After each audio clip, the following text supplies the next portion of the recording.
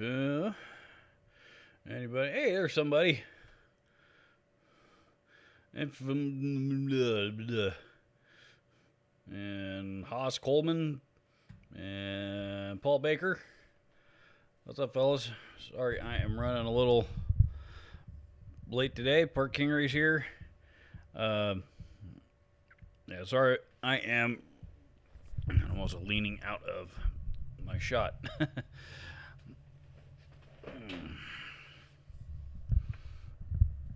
There we go. Let's try that.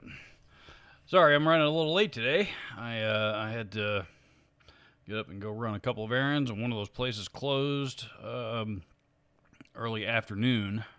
So I figured I just better run out and go take care of everything I had to take care of today here this morning and do my live stream a little bit late. So grabbed some lunch while I was out, and now I'm home, and Zoe's been rescued from her crate, and here we are. So Park Kingery's here. Dude, I'm excited to try that Nanerta overdrive that you just built. I watched Greg Campbell's demo of it the other day. That thing sounds pretty good, dude. So I'm pretty impressed. I got to. I'm excited to try that thing. Paul Baker says I just ordered a J-Rocket EQ drive.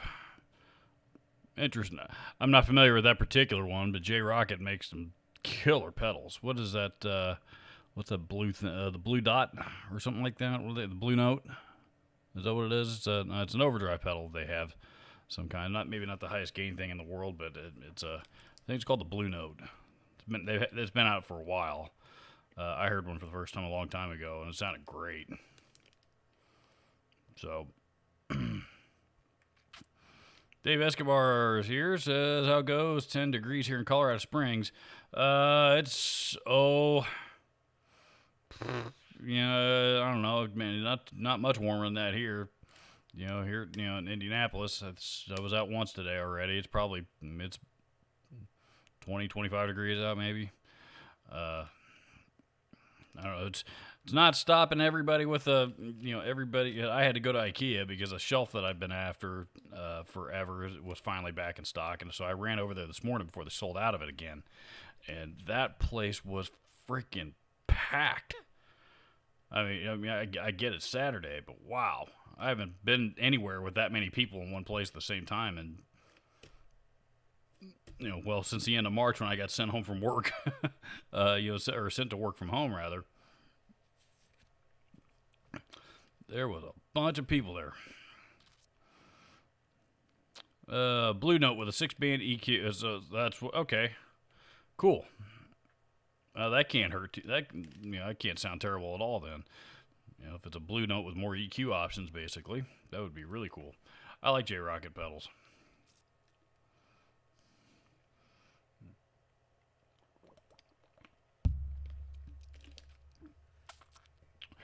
Yes, IKEA is often packed on the weekend. I've been there the last 3 weekends because I've got a number of different projects going on.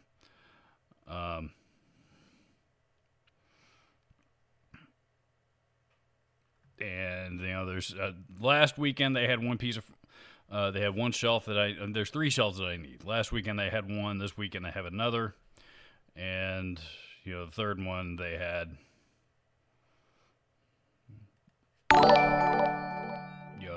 Third one was something else entirely. That's still out of stock that I haven't been able to get yet. But the one that they had today was, has been the one that I've been looking for the longest. Hey, we got a troll already. Let me see if I can get rid of this dude. It filtered out his first comment, but I will go ahead and approve that one just so you guys can see what this jerkweed is putting in the chat. I'm rushing, he says. Okay, well. And now you are silenced.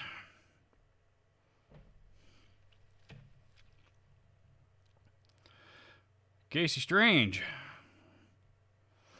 with the super chat. First one to crack open the super chat this morning. This afternoon. Thank you very much.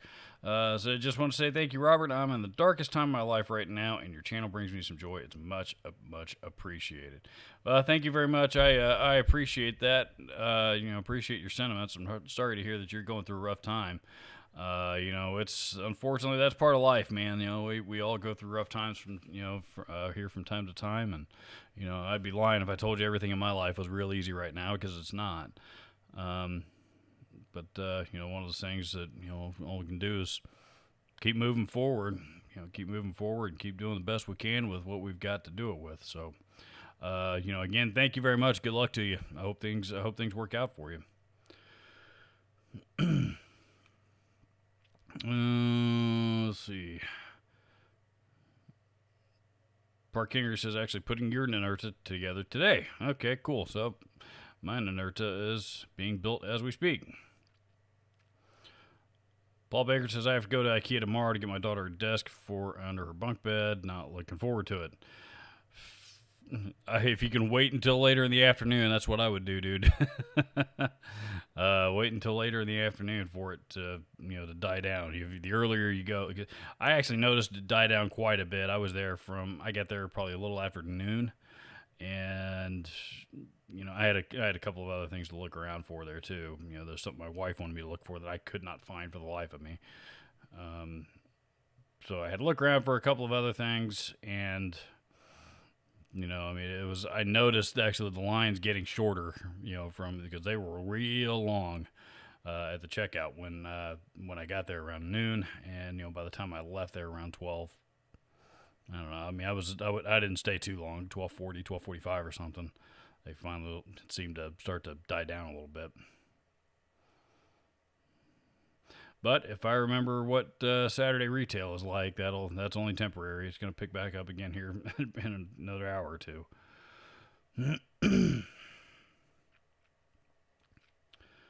Joseph Austin's here. Afternoon to you, sir. Rock5150 says, hello, Robert. Hope you're having a great weekend. Made it to the show this week. Thank you, sir. I'm doing so far so good. I found out yesterday, about halfway through the day, that we are off on my company, my team anyway, is off on Monday. So I got a 3-day weekend that I wasn't planning on. So I'm gonna have time to put this stupid IKEA shelf together. Here, I don't know that I'm gonna do it today. I may do that tomorrow or Monday. Haven't decided yet, but still pretty cool. Pretty cool. So,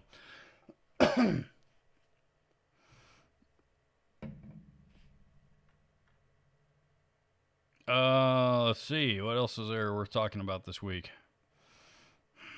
that I can think of? Anyway. I don't have any new toys to show. I think I've got one Boss pedal that left that I haven't that I acquired recently that I haven't demoed for you guys yet, and that's about all I can think of that I've got at the moment. So I know Park's got a pedal on the way to me here at some point, and I'm told that I should have a guitar coming soon to demo from a company over in Germany. And I don't want to. It's not quite time for me to follow up on that yet. So,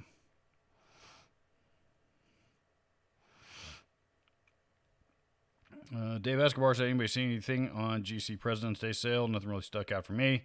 Notice they don't do any lost leader items anymore. Used to go early to pick up whatever pedal they had on the cheap. They'll do that stuff on they'll do that stuff on the Black Fridays, the doorbuster things, which that's the doorbuster stuff though. It's always 10 packs of drumsticks, the cheap bulk drumsticks, and it's always stuff like that. I mean, it's never never really anything major. It's never a Les Paul standard at a stupid crazy deal or anything like that. So, but that's they've also got a I did get my 15% off coupon from Guitar Center this week, so I know that they're doing that throughout the entire weekend, and that's good on just about everything except for their brands that the brands themselves. They're not allowed to discount. So like Avid software, for example, Avid doesn't allow that you can I think dealers can discount their hardware. At least I have before, but you can't discount their software at all. So yep, if there's not anything specific, look around and see if there is something that might make sense, and then you can use that 15% off deal. Joseph Austin says got a new Les Paul. This is in the super chat, by the way. So new 2021 Les Paul 1960 Standard and Iced Tea. Views hope to get yours soon. I hope to get mine soon too, but unfortunately, it's I'm a ways away from being able to buy my Les Paul. So mine's gonna run. Mine's got a $5,000 price tag on it, the one that I'm after. So I won't have to pay that much for it, fortunately, but. Still, even the price that I will have to pay for it still ain't cheap, and it's like I said, it ain't gonna happen anytime soon. Rock 5150 says, "Have you demoed the Canyon Delay? If so, what is your opinion on that one? I heard one up last night against the DD8 Boss." I have not demoed that pedal. I have messed with it. I think it's really cool. That one actually came out before the DD8. That one was around when the DD7 was still Boss's primary stomp box digital delay, and that's basically what it is. It's EHX's version of that's their answer to the DD7. It's exactly what it is. You've got to buy the external tap tempo foot switch for it and everything, but it's got a lot of the same functionality, and basically it's a lot of the same features, really. Me being such a diehard Boss fan, I'm always going to go for the DD7 or the DD8, though I don't have a DD8 yet. But my DD7 is still sitting right up here above me. Pardon me. So, that said, the Canyon's still a pretty cool delay pedal. I think it might even be, I don't know, 15, 20, $30 cheaper than the DD8, if memory serves. I can't recall. I think it made at least a few bucks cheaper anyway. So, I don't know. Cool pedal, though. I wouldn't tell you not to buy it. So, maybe I will get the chance to demo one. It's been out for a few years now, man. I really kind of want to, I don't know. I'm trying to hit up companies to let me demo some of their newer stuff, to try to generate some more interest instead of, stuff that's already been out for a couple, 3 years, I don't know, but relatively speaking, my channel's still fairly small, and that's not always, not a lot of companies are, especially the big companies, are really open to working with me on that stuff just yet, so.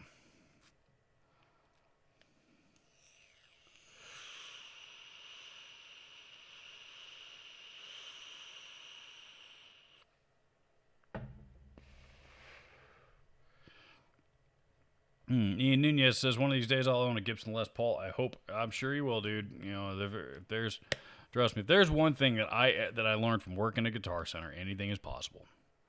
Over one of the most valuable lessons when I was first hired there, 2008, my store manager, the guy that hired me, BJ, probably the most important thing he taught me was something he taught me on the very first day. And, he said, people dream about owning the Gibson Les Paul. People dream about owning the Fender Strat. People dream about owning the Martin D35, the Taylor 814 CE, whatever it may be.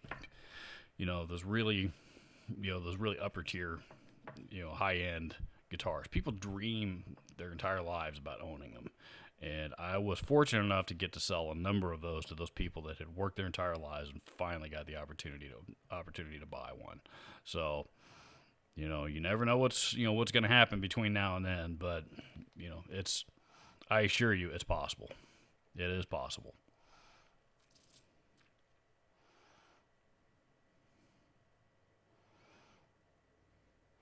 My knees hurt, says trying to soak a volume pot on my guitar. I think I may have to just replace it. I don't know why you wouldn't soak it, like with a power soak. I'm not sure what you refer to with that. I don't know, with a volume pot. Regardless, pots are cheap. That's if it's not working anymore, unless it's an old vintage piece or something like that. But if it's not, I would just swap it out for a new one. Unfortunately, they can wear out. Hayden Hartley says Ernie Ball or Ibanez. Ernie Ball all day long. All day long. There's a reason why John Petrucci still, is still an Ernie Ball endorsee for, God, 20 years later now, after being a longtime Ibanez artist.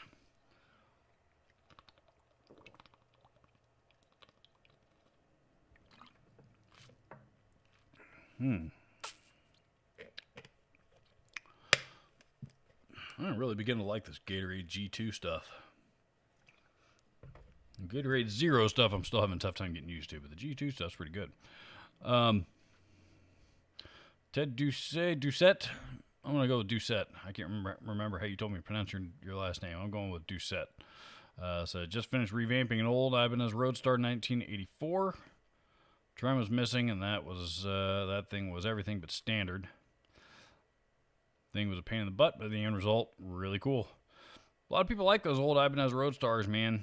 There is a collector's market for those. They're not worth a ton of money, but there is a small cult following for those guitars, it seems, and basses.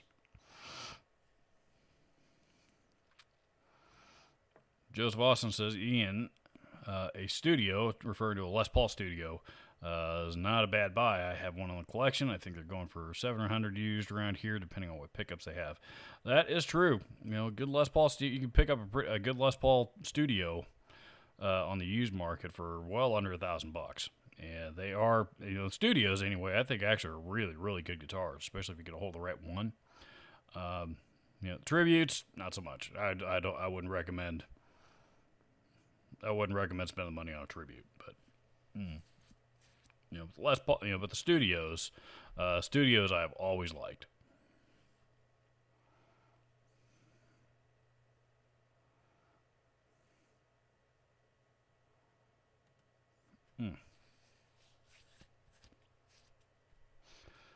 Sorry about that.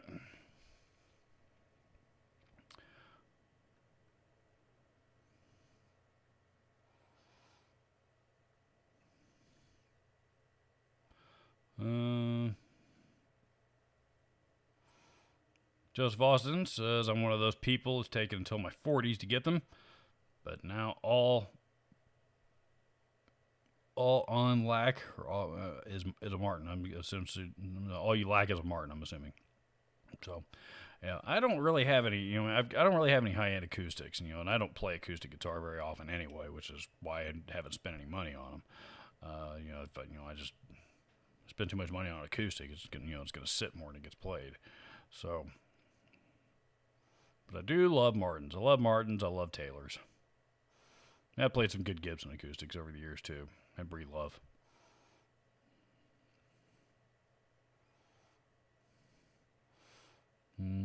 Soaking with contact cleaner. Deoxit, I see.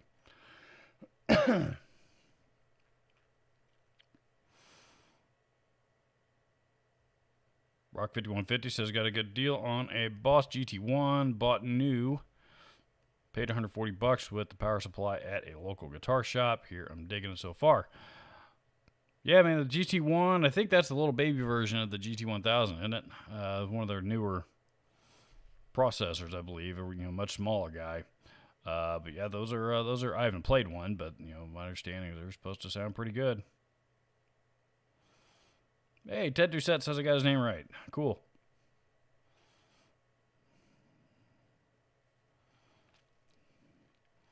My knees hurt says it's cheaper to buy a new pot, but I hate soldering tiny wires.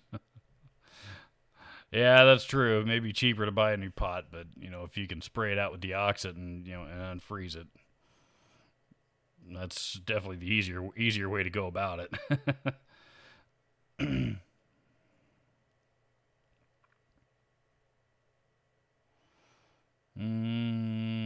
Park Henry says, thoughts on solar fretboards cracking.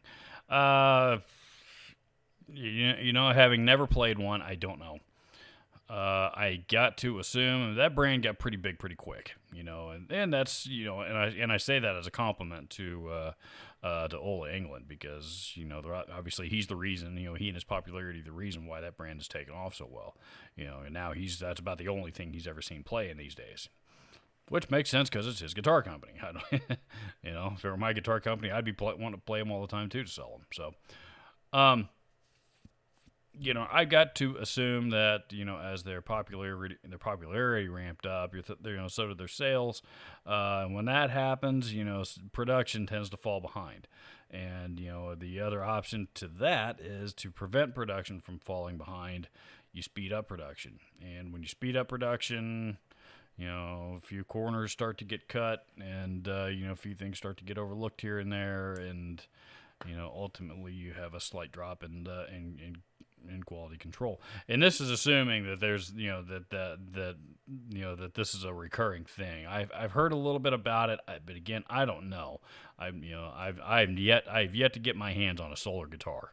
Because they're not sold in stores anywhere, at least not that I'm aware of. It's certainly not anywhere around here, and I just haven't been able to find one to get my hands on it yet. So,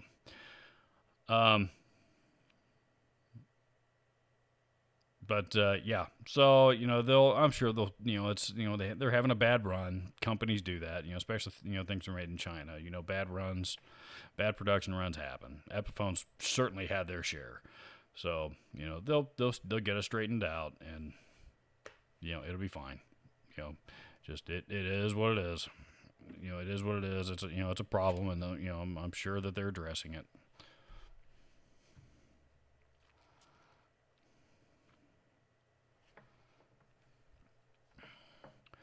Rock 5150 says, I'm also a big Boss Effects fan. What do you think of the new version of the GT1000?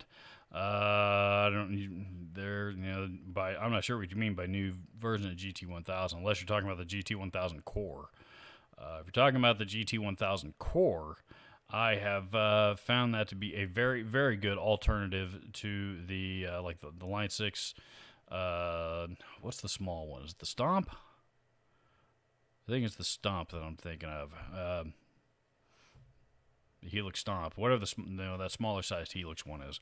It's a very, very good alternative to that thing, and right around the same price tag. And it's what I've started to notice is, the Kemper has been around for so long now. I mean, the Kemper is probably well over 10 years old now. So a few people that people that I've talked to that are interested in those, are scared to buy one right now because they're afraid that Kemper is going to come out with a new version, a new version or an updated version here in the next year or two, making their $1,800 to $2,800 investment null and void. So,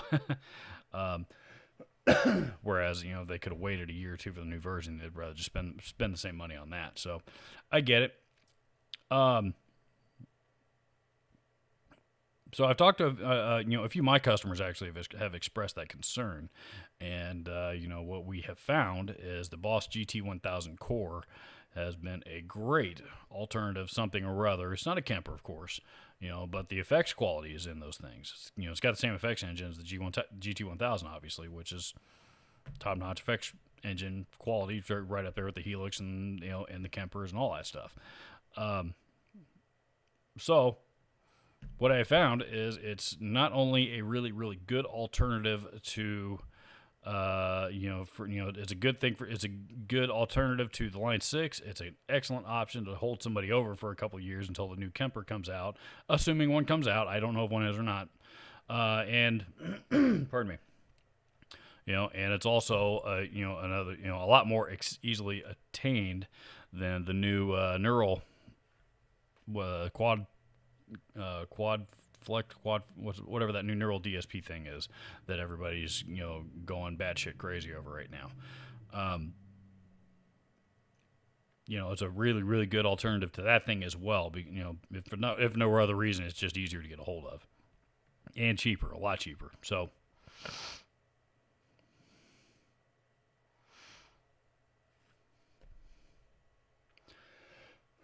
Pardon me.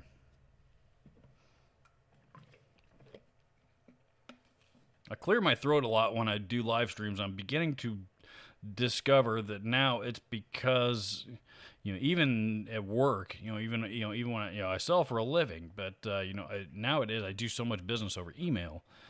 I don't this 2 hour ish live stream that I do every week is the longest stretch that I talk from one all the way through, pretty much all the way other. So.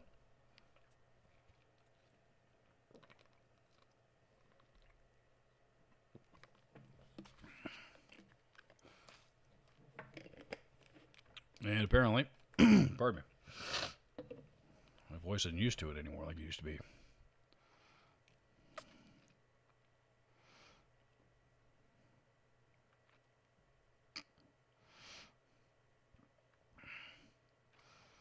Let me see here.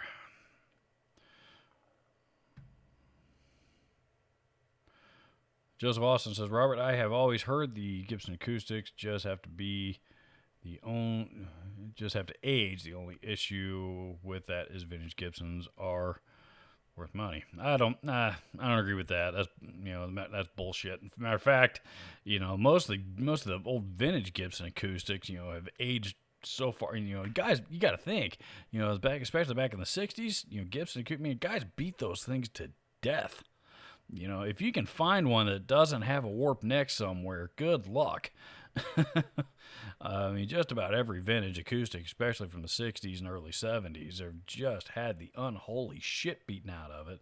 The necks might, look like freaking water slides, and, they're playable, but, in order to set them up so that they are so that you can play them out without getting, any frets buzzing or anything, now you got your action sitting a 1/4 inch off the fretboard. So, that's just vintage Gibsons are just like that. Now, when I said earlier, there's some Gibson acoustics that I really liked. Most of those that I can think of actually were new ones. New ones or used with that were less than 10 years old at the time. So, people that buy those now tend to take a lot better care of them now than they did when they bought them in the '60s. So. Let's see. Ian Nunez says, can't buy a Les Paul right now. Need to shop for a washer and dryer. My old ones are dying. Any recommendations on washers and dryers? We got a couple of Maytags that have served us pretty well for. We've been putting all kinds of mileage on those for the last 7 years, and they haven't failed us yet. So, yeah, there was one time our lint trap got clogged up and the dryer quit working because of that, but that wasn't the dryer's fault. That was our fault because the lint thing that goes out of the house, the vent, needed to be cleared out. So, yeah, beyond that, Maytags have served me well. James Severns here says, how have you been? I'm doing good, sir. No complaints about yourself. I hope you're doing well. Let's see. Joseph Austin says, Ian Nunez, unfortunately, they're out of business, but the Kenmore front loaders we have are awesome. I'm sure they are made by another company since Kenmore was just Sears brand. Yep. Kenmore is a Sears brand. Unfortunately, Sears is hurting. Ben E says, bought my first Les Paul last week. It was so good, just ordered another one this week. Classic Les Paul Light. Pardon me. And Ebony. Wow. Bought one. Hey, this is a pretty nice guitar. I think I'll buy another Les Paul. Most people don't have that luxury to do that on a whim. That's cool, though. That's cool. Glad you liked it. Now you got 2 Les Pauls.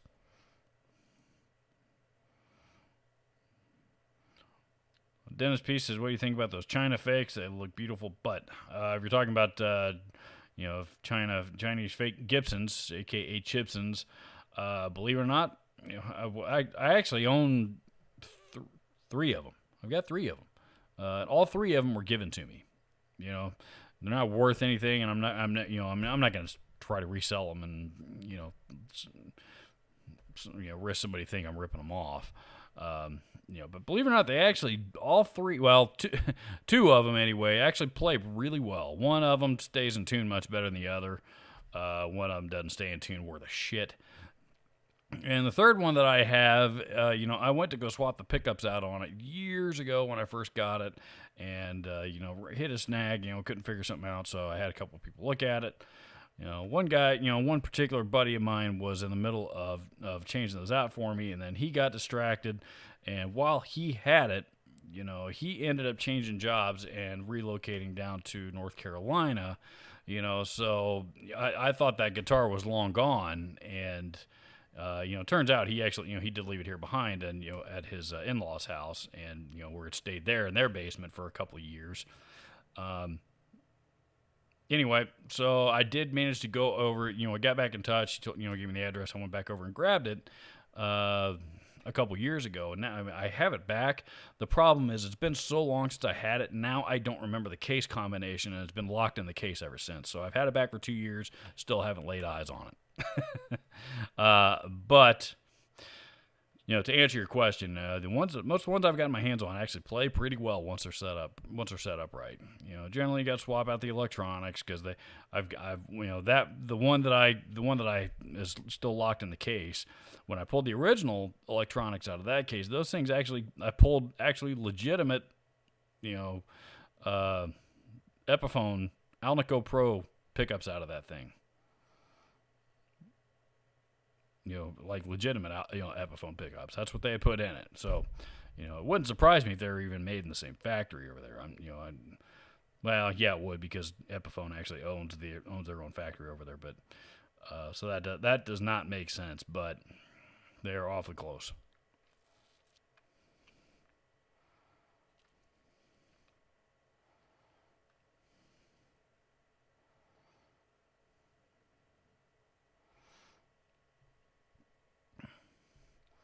Park Kingery says, so far no issues with my solar, just seen a lot of talk about it.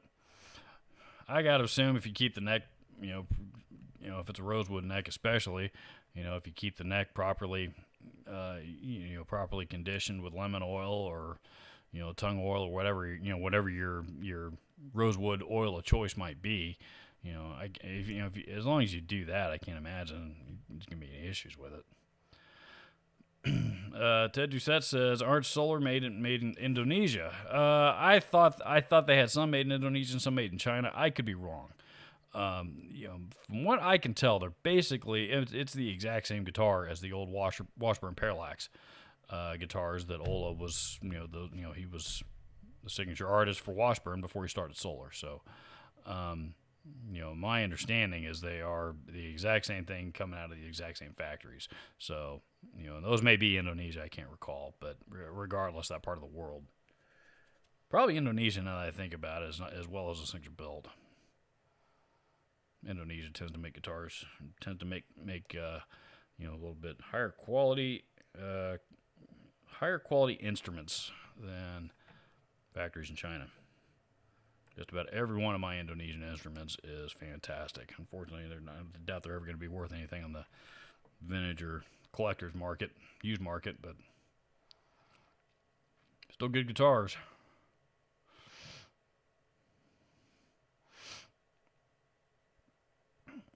Joseph Austin says, I have no respect for the fakes, but they're just made in China and labeled as, for instance, a Firefly. No issues with those. Decent guitar for the money. No, decent guitar for the money.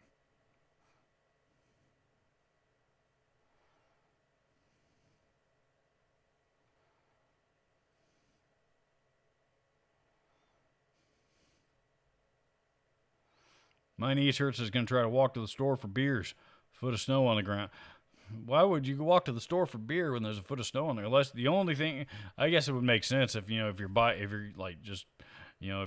not buying it out of the cooler and you want it to be cold by the time you get back home. That might make sense, or if it's really, really close, or both.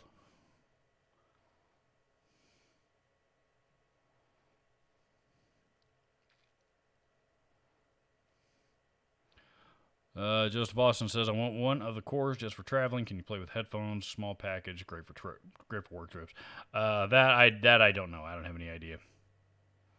I would assume there's a way that you can plug a set of headphones or something up to them, but I'm not sure. You know, honestly, if headphones are the way to go, you ought to look at the Boss Watercraft headphone amp instead.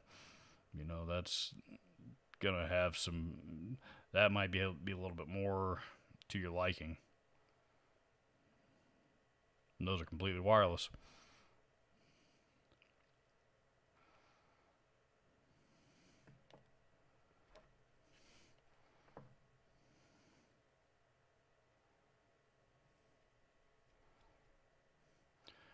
Rock 5150 said if you had the choice, company said they would give you Kemper Axe effects being both being the current models. Which one would you go with? I would go with neither, to be honest with you, because I hate processors. Absolutely hate dialing in processors. So, you know, I am not a processor guy. Never have been, never will be, most likely anyway.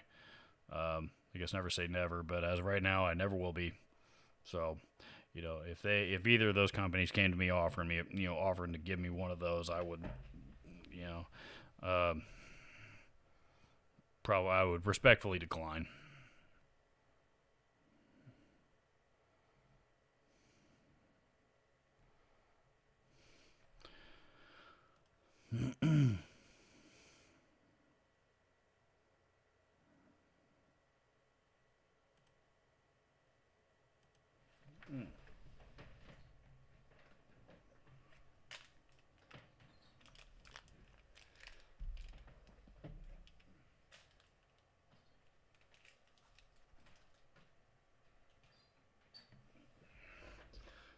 Sorry about that. I was raiding my fridge again. My blue Gatorade is empty. Now we're moving on to raspberry lemonade.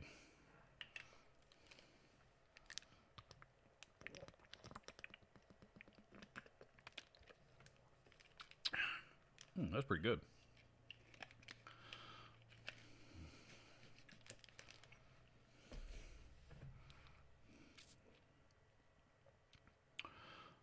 Let's see. Parkingers says look at Lowe's for scratch and dent models. That has save a bunch of money. Talking about washers and dryers. So you can do that, or this being a sale weekend. You know, this is President's Day weekend. All the retailers are having big sales. And I don't think you would even need to search the scratch and dent department. We bought ours at Home Depot on a I think was it Labor Day weekend. I think it was Labor Day weekend. Thereabouts. Yeah, I think it was Labor Day weekend that we bought ours. And it saved a bunch of money.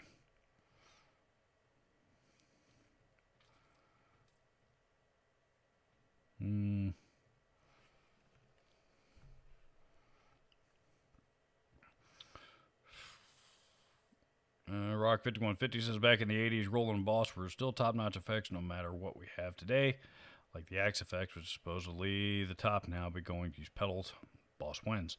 I think Boss is still just as much of a, just still as top-notch now as they were then. You know, the GT, the GT 1000s gets overlooked, from the processor people when it comes to the, when you're comparing it to the Helix and other stuff. And honestly, I think if they came out with a rack mount version, that would, they would really shake things up a lot then if they did that. So, Rock 5150 says Quad Cortex. I think not real sure. I'm on board with that. Doesn't impress me that much. I haven't. I've seen a lot of. I know Fluff demoed one recently. A bunch of guys have demoed it already. It's not something I have any interest in, so I haven't watched any of them. Like I said, videos on demos, videos on demos of new processors, just tend to subject matter just puts me to sleep.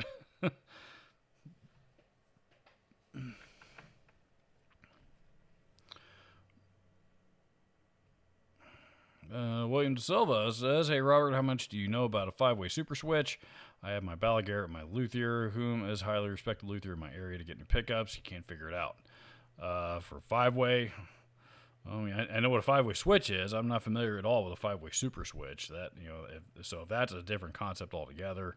My answer is going to be zero, zero that I know about it."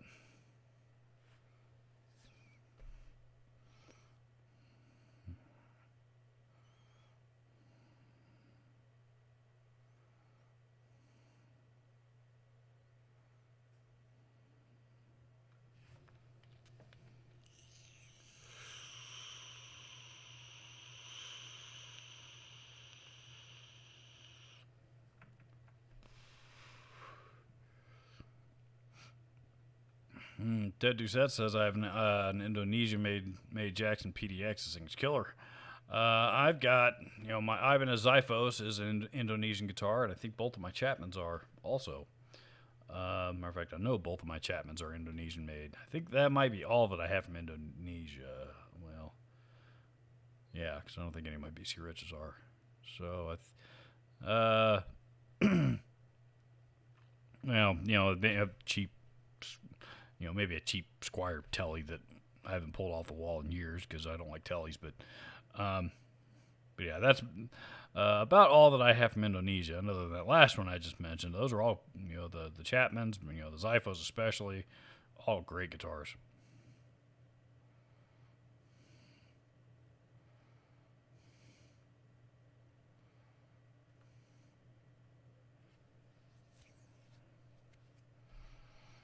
James Severin says both my Gibsons have twisted necks after 6 months. That I've not seen before. Unfortunately, sorry to hear that though. That twisted neck on a guitar sucks. That's pretty much unrepairable.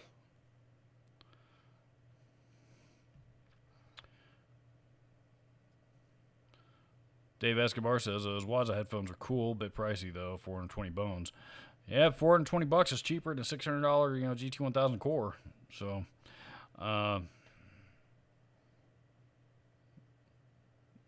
especially if you're looking for, honestly, if you're looking for an amp that you can play with headphones, I mean, I don't honestly, unless you want one amp, to do, play with and without headphones.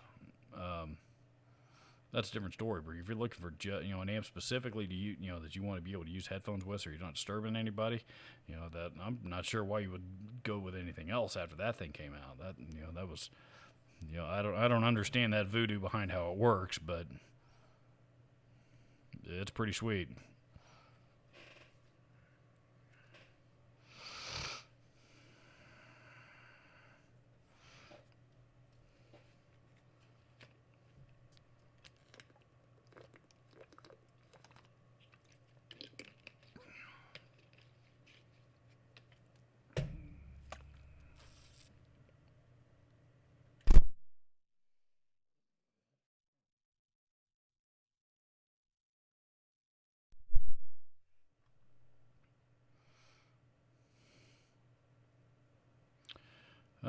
Let's see. Jeff Seven said I had to put off the Fireman until March, but got the West Avalon out of the shop. A little over $300.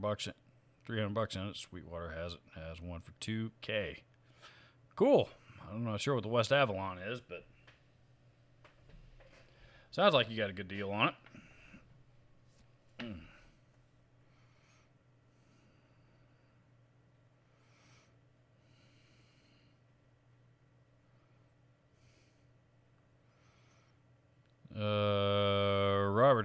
Robert, have you tried the cucumber lime Gatorade? People think I'm crazy, but stuff's awesome. That's actually one of my favorite flavors. Actually, I like the cucumber lime Gatorade quite a bit.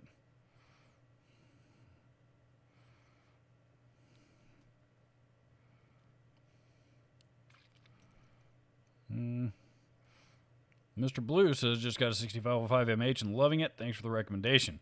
You are welcome, sir. Those are great amps. I would actually like to have one of those for myself. Yeah. So, but I'm also thinking, next time I run across $600 or $700, I may just buy it because I don't own one of the full size heads, You know, either a 6505 Plus or a 5152. I've got a 6505 Plus combo, but I'd love to have a head, and you know, I don't have one. So, you know, next time I've got an extra $600 or $700 laying around, I may just go snag one of those.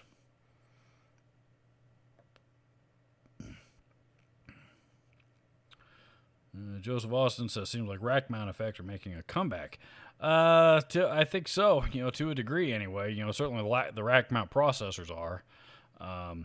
You know, I think most people that like the rack mount versions of those, though, really seem to like them for the studio. You know, for studio racks, and you know, guitar players especially, because you know, I think didn't Fluff do a studio tour here recently? You know, and in his, you know, I remember seeing in his studio racks on his desk. Anyway, he had, oh God, what all did he have? I think he had an Axe FX. It was either an Axe FX and or a Helix, one or the other. You know, he had a Synergy module preamp, and I think the power amp in there as well. He had a Boss Wazacraft, you know, a tube amp expander, and something else. I can't remember. It was guitar related gear. You know, so the rack mount versions of all that stuff that, you know, seems to be popular seems to be, you know, for popular for studio guys. So, you know, I mean, if I were gonna buy something like that, it'd be a rack mount. You know, I got a slot open right there for it, and another one right there. So,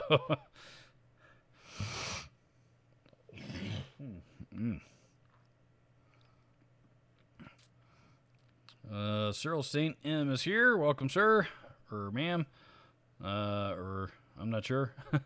I assume that's Cyril is a male name, but. Mr. Blue says, love your channel. Thank you for doing what you do. It's definitely helped me out. My pleasure. Glad I could help. I don't know what I did, but glad I could help with whatever it was.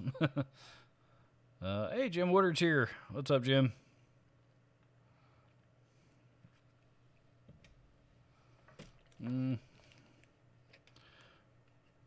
Joseph Austin says, never played through rack units. When they were in vogue around here, I did not have enough money to buy them. Now I'm interested in them, but I own so many pedals, I don't want to relegate them.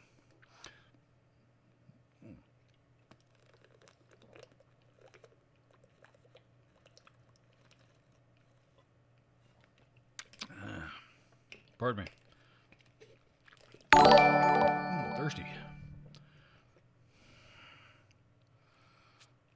Hey, Jim in the super chat, thank you very much. I was just getting ready to mention something about that. You know, if you guys do want to support the channel, it is a big help, and you can do what Jim just did, and click that little dollar icon down there in the bottom, and support the channel through the super chat. And when you do that, your comment stays posted up there at the top for a little while, and I generally skip over everything in front of you to go answer that. So, in this case, Jim says, howdy, Robert. Spent most of my day trying to make a freaking video. My GoPro is great. Just got to do the videography stuff. I am anything but a videographer, my friend. I mean, I've learned a little bit just, you know, out of necessity, just from doing YouTube. But, you know, when it comes to how a camera actually works, I have no idea. I'm lucky I know how to get it in focus and hit record, and that's literally the extent of my knowledge. So, you know, to do what I do with it, I mean, I'm not plugging camera gear, so I'm plugging guitar gear, and so it's a little bit more important for me to know what that stuff does and how to use that stuff than it is the camera gear. Though guitar gear seems to be significantly easier to use than camera gear.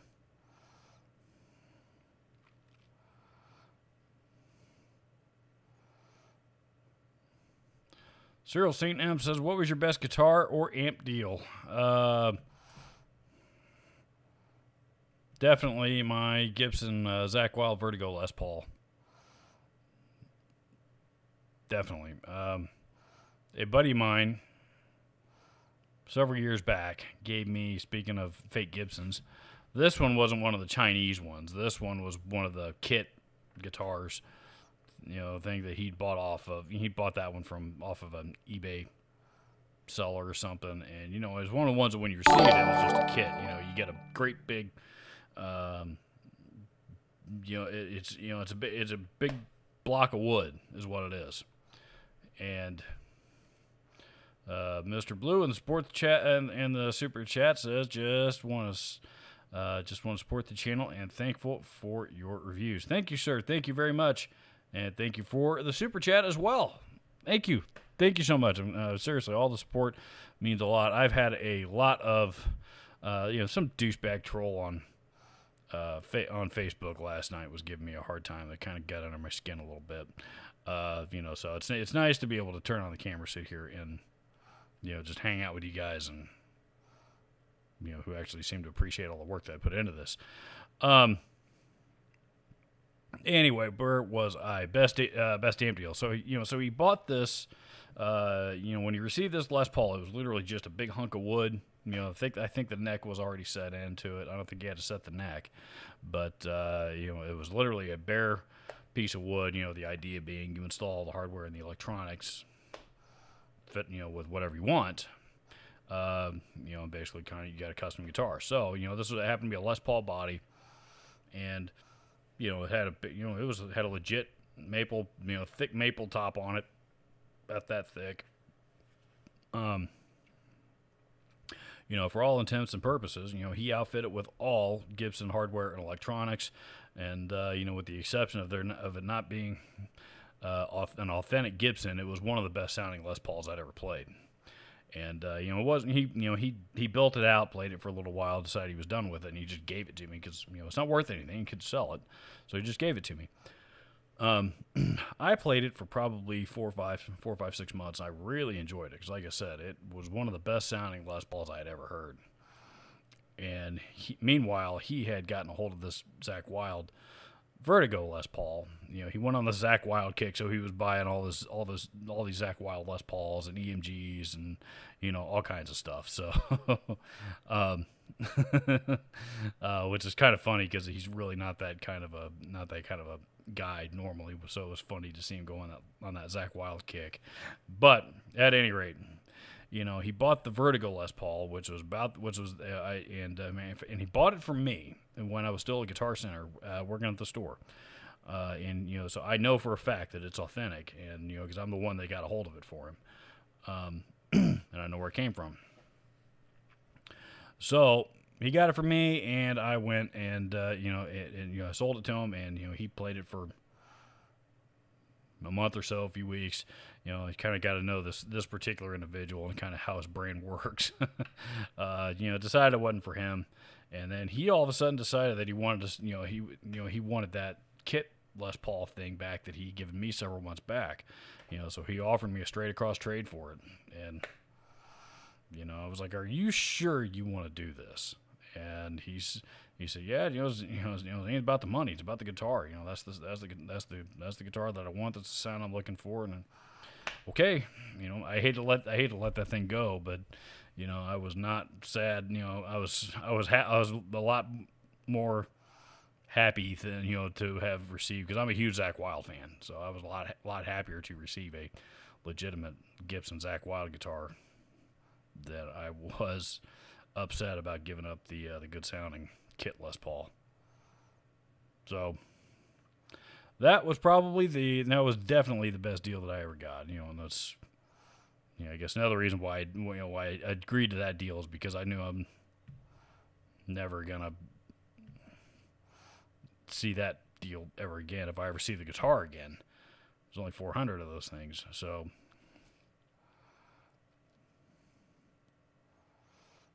let's see, where was I?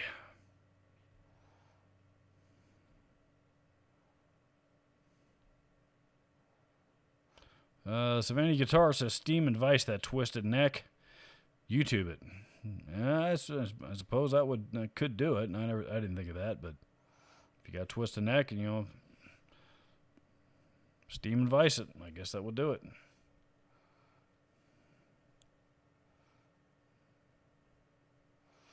Mr. Blue says, use the Spark for headphones. That's true. The Spark is also a good headphone amp. I'm told anyway. I don't own one, but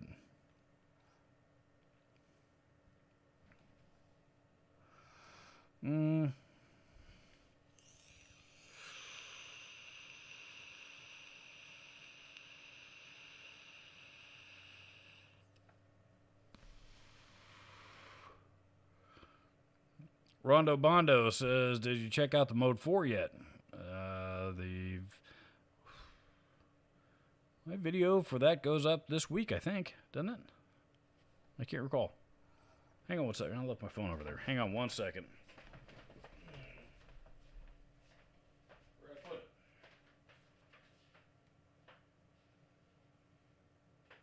Oh, shit.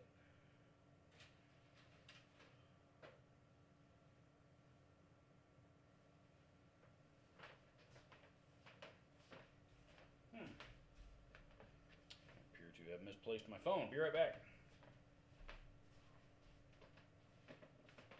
Oh, there it is.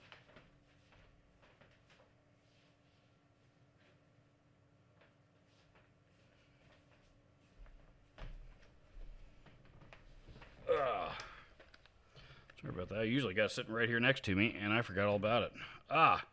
And I am glad that I picked it up because, my apologies, guys. Like I said, I've usually got this thing sitting right here. But Ben Ezel, or Ben E, and JG Mopar have both contributed to the PayPal fund this week. Thank you very, very much for your support here, guys. I greatly appreciate it. So, JG Mopar in particular is really interested in helping me chip away at that Les Paul. So, seriously, very, very grateful for that.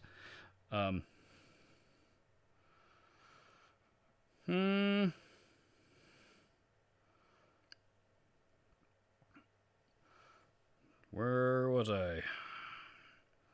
Mode 4.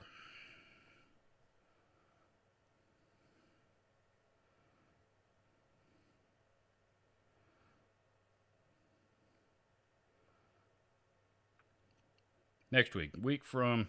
Is that right?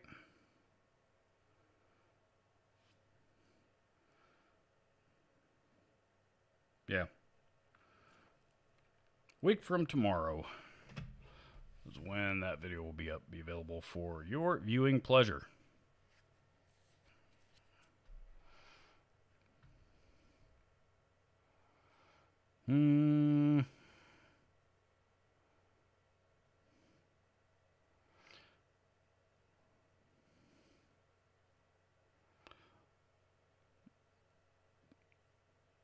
Christopher Morrow says, "Awesome on the Gatorade. My wife just said I look strangely satisfied when you said it was one of your favorites."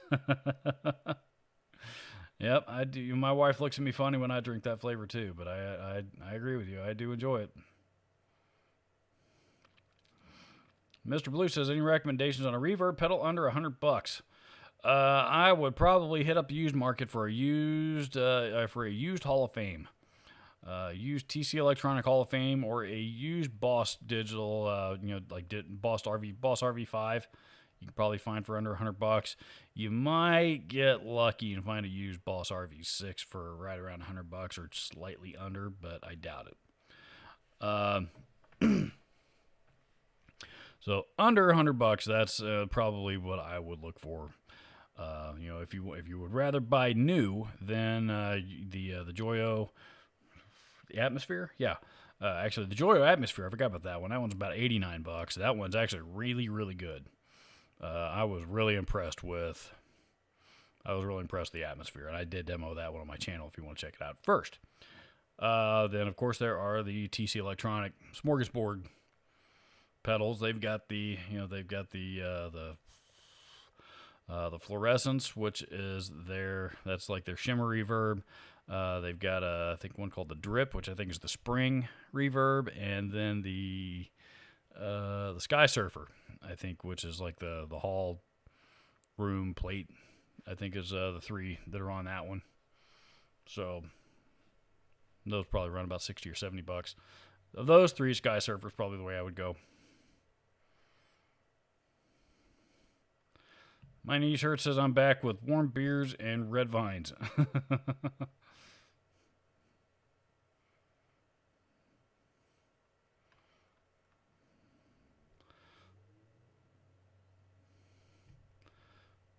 Dave Escobar says, I've got way too much gear, but something that I would like to get is Two Notes Torpedo Captor X. In fact, I think I'll see if my 15% GC coupon will work. It should. It should work on that. Captor X is pretty awesome too, man. I don't have one of those yet either, but I've got a few other things I need to buy before I grab that. But Captor X is pretty awesome.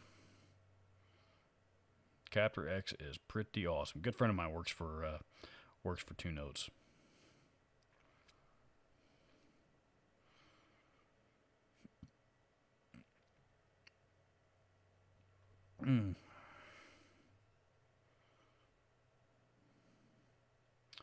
JG Mopar says, I'm late. Dang, had to get the honeydews out of the way.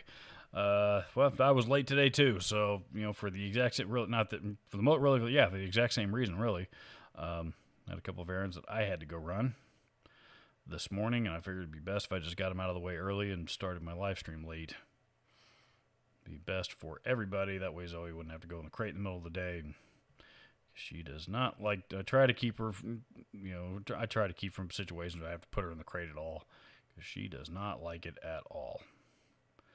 But today couldn't be avoided, and she was only in there about an hour and a half. Jim Woodard on the Captor X says, you will not be disappointed. That's a piece of gear that will make taming volume and recording your tube amp 100% easier.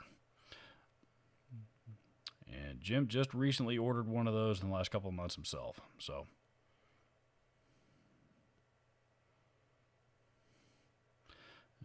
Ted Doucette is off to enjoy the rest of his President's Day weekend. Have a good weekend there, Ted. Cool Guitar Gear is here as well. What's up, dude?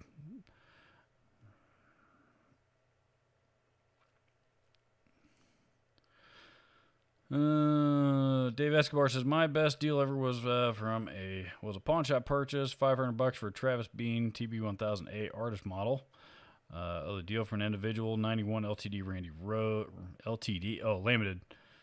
limited Randy Rhodes Jackson Concord for $800. Wow. Even a 91, that was probably a good deal. And just recent 1979 Hammer USA, $350. That's also a good deal. I doubt I will ever part with my Hammer Scarab. That USA Hammer Scarab that I have. That thing kicked it. Not only is it a kick-ass guitar, but there's those old '80s Hammers. People just seem to be after more and more, and that thing's easily doubled in value from when I bought it. So it's worth nowadays it's worth almost 3 times what I paid for it. So Mode 4 Skolnick's amp. Yes, it is. And also John 5. John 5 also digs those things. So I know John 5 has been known to use a few other types of amps, but actually nowadays I think he's actually using a Helix or a Fractal or something like that, going into just a 1960A cabinet. At least that's what he was using last time I saw him live. So, and the only reason why I know that is because it was an outdoor venue here in Indianapolis called White River State Park, which is obviously a state park, but they've got a stage set up for a concert venue in the summertime. And the night that we went and saw Rob Zombie, it was a great show, but unfortunately, I think they had to cut the thing short because there was a storm rolling in, and that was after not too long after the whole Sugarland debacle here that also happened here in Indianapolis. When Sugarland's stage collapsed and killed a bunch of people. So, after that whole thing, and, when it comes to, concerts and live events, if there's a storm rolling through, they tend to wrap it up and get everybody the hell out of the way. So, which is pretty much what happened here. And the wind started picking up there right towards the end of their set. And one of those, they had these great big huge backdrops of Frankenstein and Dracula and stuff like that. Typical Rob Zombie stage decor. Well, one of the huge big trusses that one of those things was hanging from blew over and it blew over. It was in the back, and it blew over in like onto the stage itself. I mean, it just barely missed. John 5 was playing the intro to uh,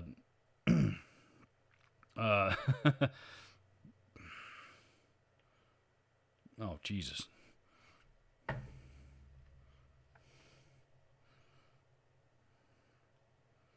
I can't believe I'm having this brain fart. It's like Zombie's most popular song by like ever, and all of a sudden I can't think of the stupid name of it.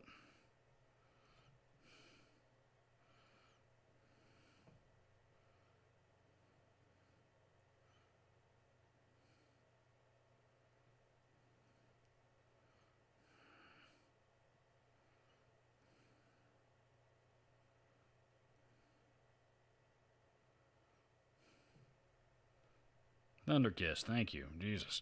Sorry about that. It was gonna drive me crazy if I didn't look that up. John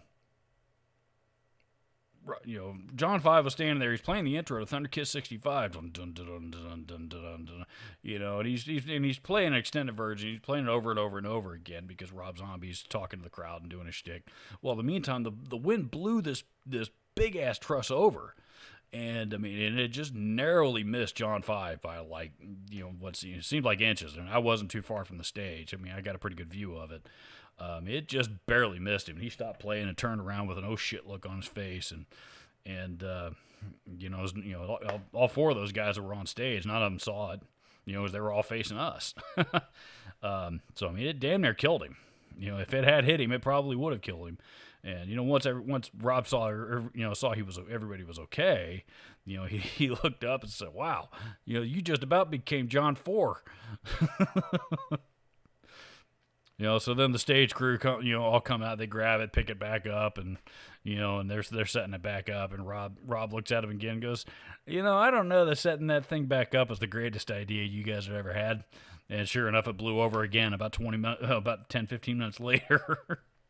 Unfortunately, again, nobody was hurt. But anyway, that's the beside the point. The point I'm trying to make here is that when that thing blew down, that's where John 5 was hiding his guitar cabinet, which was just a Marshall 1964 12. There was no head on top of it, and he was running it was a rack of stuff off to the side there.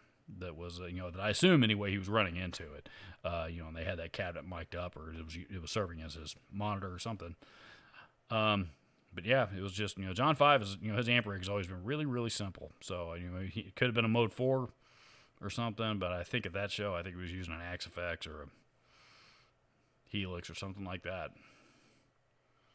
Probably an Axe-FX. I don't think a Helix is out yet. Now that I think it had just come out, so it could have been. Anyway, so sorry about that. That is my long Rob Zombie concert story. Sorry about that.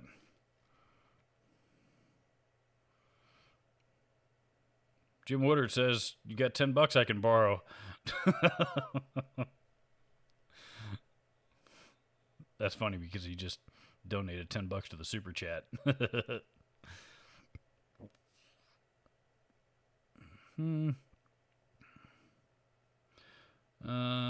Cool Guitar Gear says, "You listening to anything new 2021 album releases?" Nothing's caught my attention yet. Honestly, I'm real skeptical of new music. I always have been. I just kind of gotta stumble across something and really, really get ambitious. To want to go check out, listen to some new music. I don't buy new records, anymore like I used to. It depends. There's a few bands that I will. I've been listening to Five Finger Death Punch a lot lately. Their latest album, which is, it's probably about a year old now, I guess, but the one called F8, best record they've put out in years. Fantastic record. And even just to make sure, I even went back and listened to the two that they put out before it. Not bad records, mind you. Nothing wrong with them, but F8 kicks ass. By a wide margin. like to the point their next album they put out, I expect to not be nearly as good. Just because I think it's going to take them a while to top this one again, I think. you know, and I've been, you know, so I follow, you know, Five Finger Death Punch comes out with something new, I usually pay attention. Ghost comes out with something new, I usually pay attention.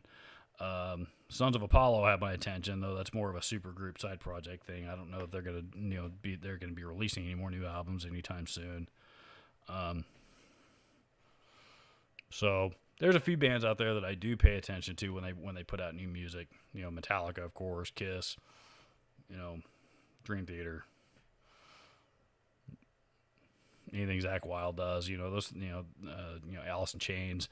You know, but now we're getting into, you know, much older bands. You know, bands from my era that I've always paid attention to anyway. So. Pardon me. Be right back. Give me 2 minutes, if that.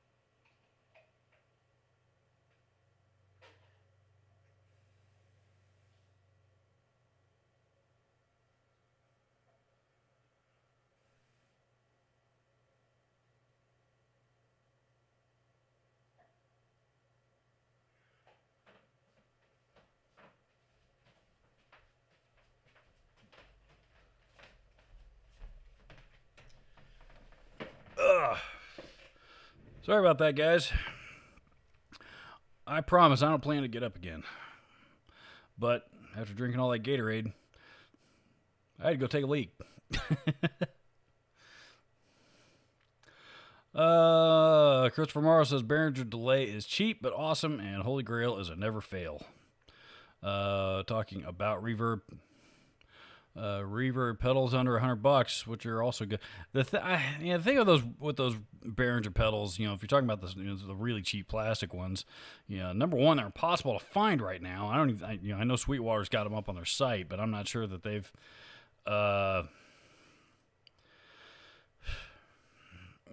you know, I'm not sure that they've got them back in stock yet. You know, Guitar Center's trying to get that stuff, you know, ironed out with Behringer as well, but Yuli's being Yuli. So, you know, number one, they're hard to find. Number two, they're, you know, the sound, the sound quality's there, but those plastic housings are pretty flimsy. So, JG Mopar says, when I saw John 5 live, he used his Marshall Mode 4 time before he was using his JCM 900s. Yep, those are, it's pretty funny that I've got, you know, he's got like the almost identical same taste in amps that I do. And, you know, it's just, you know, it's funny now that you mentioned that, because now that I just acquired the Mode 4, you know, I've got a 900 too, so, you know, but I don't have the Axe Effect stuff. Maybe I'll just take the plunge and go try one of those stupid processors one of these days and figure out what I'm missing.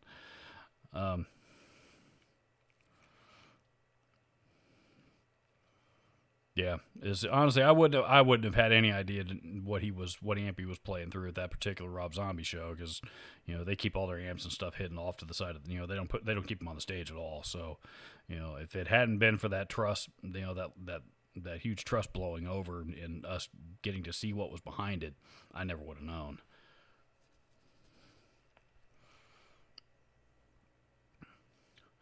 Let's see. My knees hurt says the John 5 play with Halford Band 2. I don't know. I didn't think he did, but I could be wrong. For those that don't know, Rob Halford had two bands. Three bands actually. That were that he was in between. When he was on hiatus from Judas Priest, and the first. He was on. I think the first one was a band called Fight. The second one was a band called Two, TWO. I think that one was the better of the two. I can't remember. One of them I liked a lot better than the other. And then the third band was just Halford, and that one was by far, in my opinion, by far the best one of the three. I still listen to that record all the time. Resurrection, kick-ass record. Badass.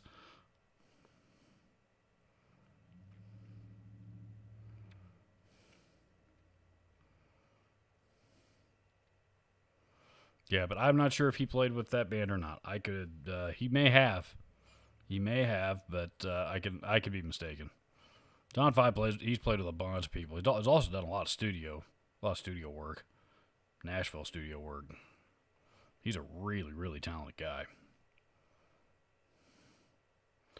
Mr. Blue says, "Is the Captor X the way to go for low volume playing?" Lower volume playing. Yes, I think it's, it will attenuate. I think it's only got two attenuation selections. One's like 20 watts, and then the other one's like 44 or something, or minus 20 dB and minus 40 something dB. I think is what it is. I can't recall off the top of my head, but it's one of those two options. That's what you get. So.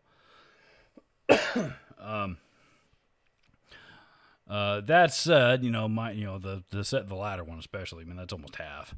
So, or actually, it could, it's a lot more than that. But minus 40 something dB. That's a pretty significant volume drop. So, but I think it's also, I think you can only use amps up to 100 watts on it. So, give or take.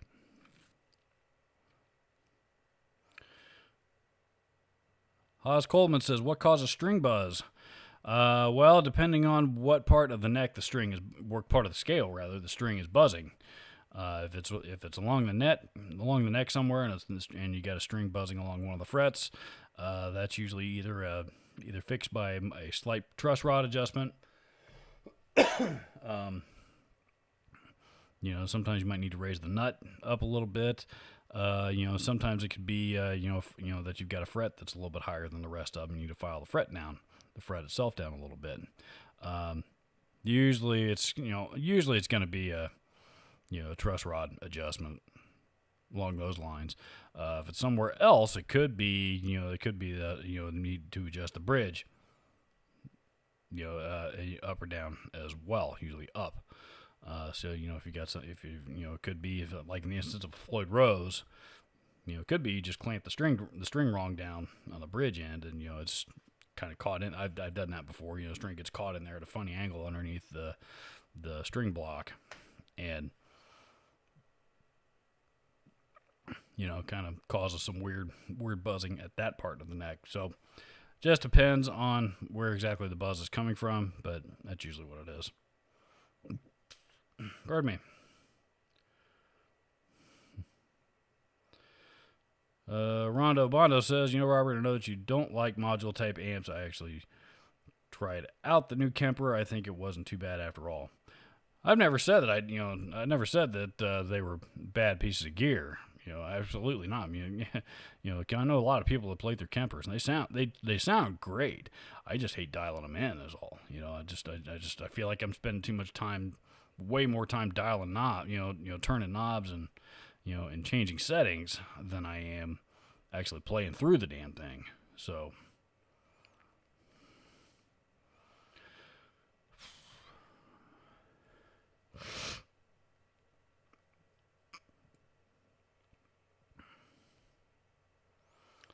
Dave Escobar says, I have a scarab too, and it needs a friend. Well, if you're trying to pry mine away from me, you need to look elsewhere because I'm not letting loose of it.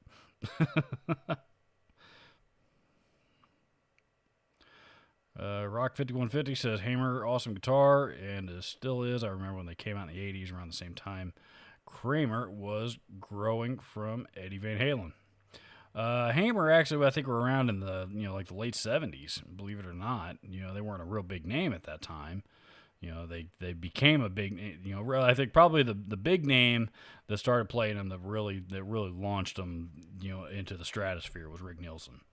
And all of a sudden he was having having those guys build custom shops for him, and some of his real crazy Hammer custom shop guitars are some of the most famous guitars out there on the planet. Like that weird double neck thing that he had them make. Where the Hammer hockey stick headstocks were. It was built after himself. The legs were the necks were the legs, the headstocks were were his feet. The shape of the body was him. It was a pretty clever guitar, and that one went on to be one of his more famous ones. I think he had them build him that crazy 5-neck Hammer at one time. Oh God, no! I think there was one other. Who did that weird, crazy 5-neck thing that, or the 3-neck Hart guitar that Steve Vai was played in that.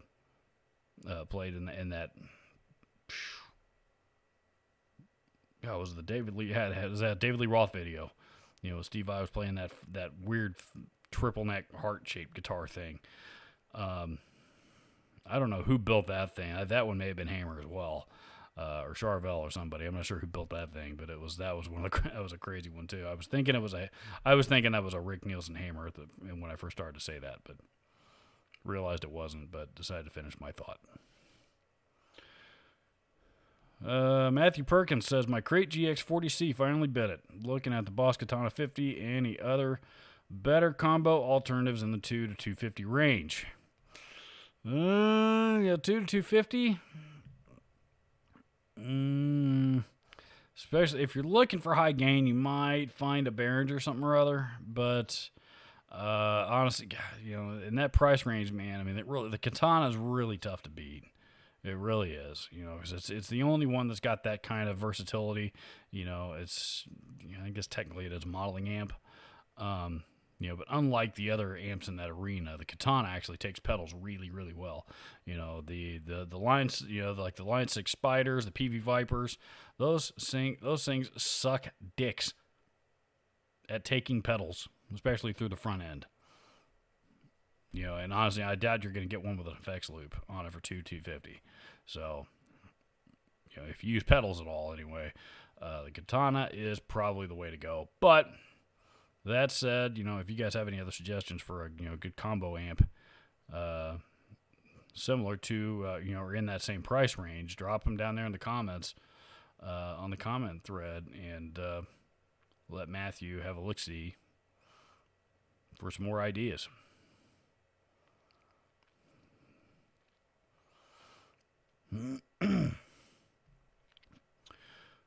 My knees hurt, says someone needs to make a device that allows you to adjust knobs on pedals with your foot. There is such a device. I received one in the mail once upon a time, but I didn't really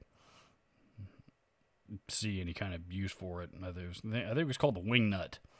I think is what it was. And it's kind of got this Top Gun logo looking thing, and you basically just plop it, you stick it on the top of your guitar, and it's got a little fin coming off the side of it, so you can reach down with your foot and spin it wherever it needs to go.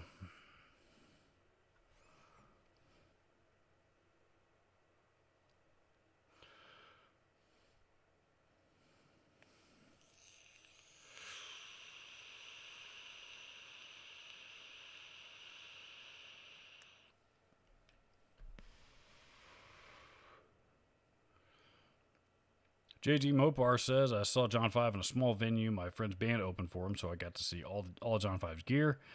didn't get to meet John Five, but did get to meet Sebastian Bach and Stephen Pearcy, who sang a few songs. God, those two are they're two of the biggest head cases and rock, head case lead singers in rock and roll. But god damn, they're also two of the best damn vocalists out there. I love both of those guys.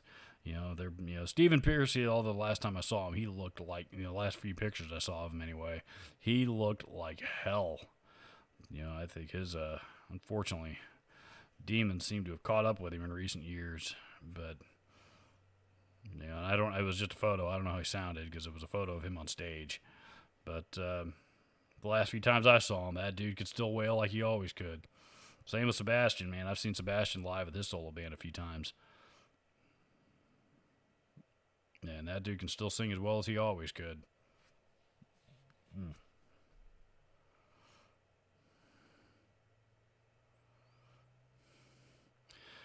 Jim Woodard said, before you started that story, I was about to ask you if Andy was where that big accident killed a bunch of people and the wind that blew down their seating or something. That was horrifying. Yes, it was. It was. That happened. That happened at the it happened at the Indiana State Fairgrounds, down in Indianapolis. The fairgrounds every year for the state fair, and the state fair is a really, really big deal here in Indiana.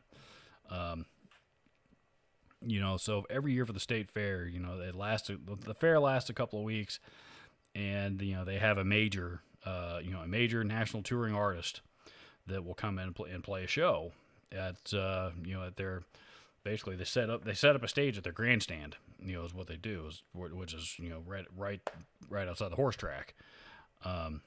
Really right, it's actually on they set the stage up actually on the horse track. And then, the stands out in front of it. So, as a matter of fact, I saw Kiss there just a couple years prior at that same, or maybe it was the year after, I can't remember. But that same venue I saw, is where I saw Kiss. They're the only ones that are coming to mind. But anyway, yes, it was that very same venue. Sugarland was there. Must have been before.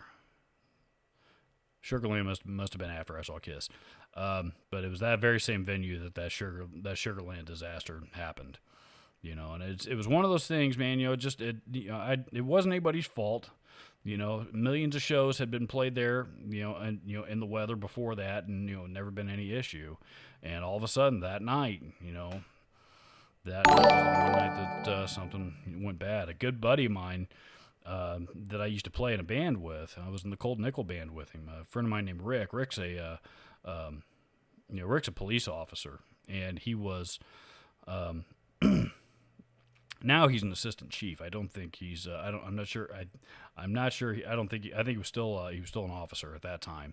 But he was down there working the fair that night, and when all that happened, and he said he had never, been part of a more chaotic scene than that, and he said that one shook him up pretty bad. And Rick's not the kind of guy to get shaken up over anything. That one I could tell when he was telling that story. There was just something different about the look on his face about that whole thing and how it went down. Man, it was a terrible, terrible thing that happened. And again, it was just one of those freak things, man. Like I said, I don't think it was anybody's fault. It just happened.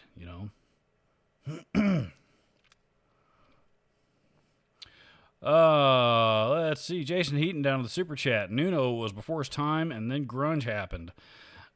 Yeah, you're not right about that, or you're not wrong about that, rather. I mean, Nuno, thank you very much for the super chat, by the way. I appreciate that, Jason.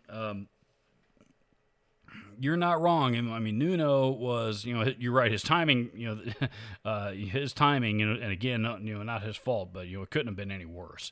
He was, he is still. I still think he's one of the best guitar players in the world. Pornography is one of the best guitar records I've ever heard ever.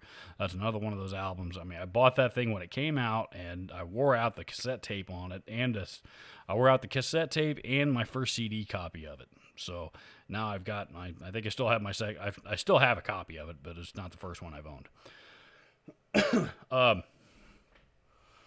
Yeah, killer, awesome guitar player and a great record. Man, one of the best guitar records ever. You know, I know a lot of people, you know, that think that, you know, if that's the only record they ever got to listen to again, if that were the only record I ever got to listen to for the rest of my life, I wouldn't bitch. So,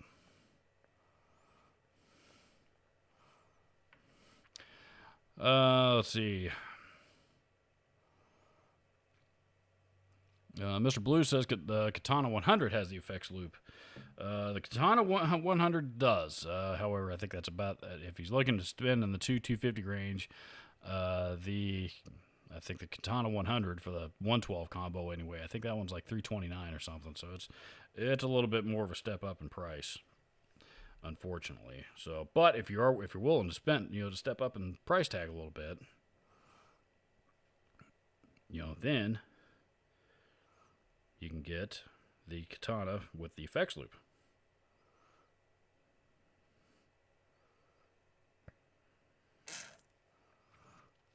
And I think the Katanas are pretty darn good bangs for your buck, especially in that price range.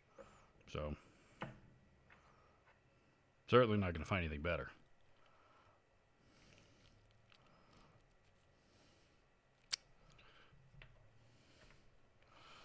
Mr. Blue says, listen to Buckcherry. I haven't listened to Buckcherry in a long time. I really liked their first album, though. But I just I couldn't tell you anything they put out since then. I do like Buckcherry, though. I think they're a pretty good band. Matter of fact, the guitar player of that band and I can't remember the guy's name, but he used to be the guitar department manager at the Hollywood store, Hollywood, you know, for Guitar Center.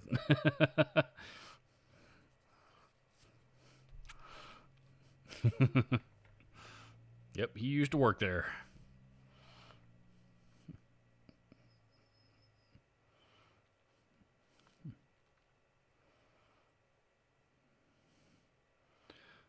JD Mopar says, my knees hurt. Check out Wingman Effects for pedal control. That might be what I was thinking of, actually.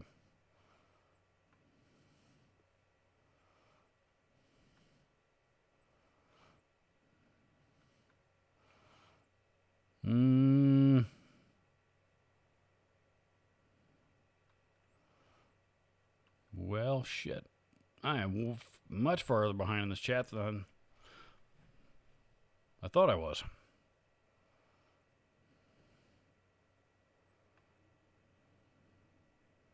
Whoa, I'm way behind. Give me a minute here, folks. I need to get caught up.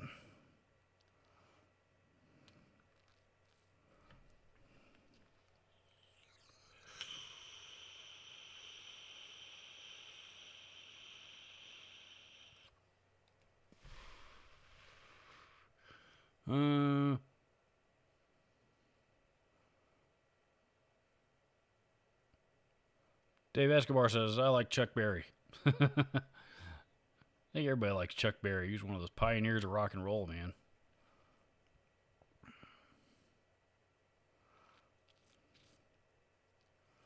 OG says, getting those crazy bitches lit up.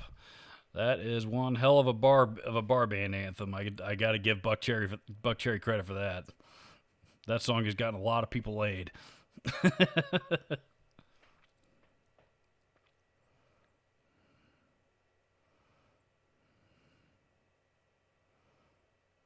You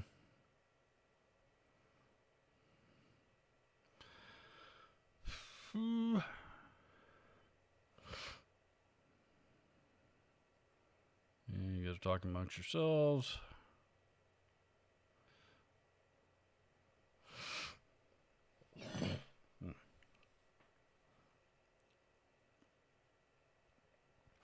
My knees hurt says, put new strings on one of my guitars. Am I the only one that hates new strings? You might be, dude. New strings are generally a,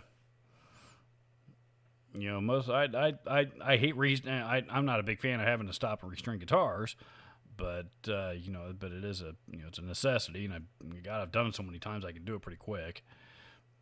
But, it is, I do like the feeling of playing a guitar with a fresh, clean set of strings on them. The feel and the sound. Jim Woodard says for the Captured X of the Captured. For the Captor X, there are 3 settings you can use, and the quietest one will bring your amp to where you can play with a sleeping baby in the next room. It's that quiet. There you go.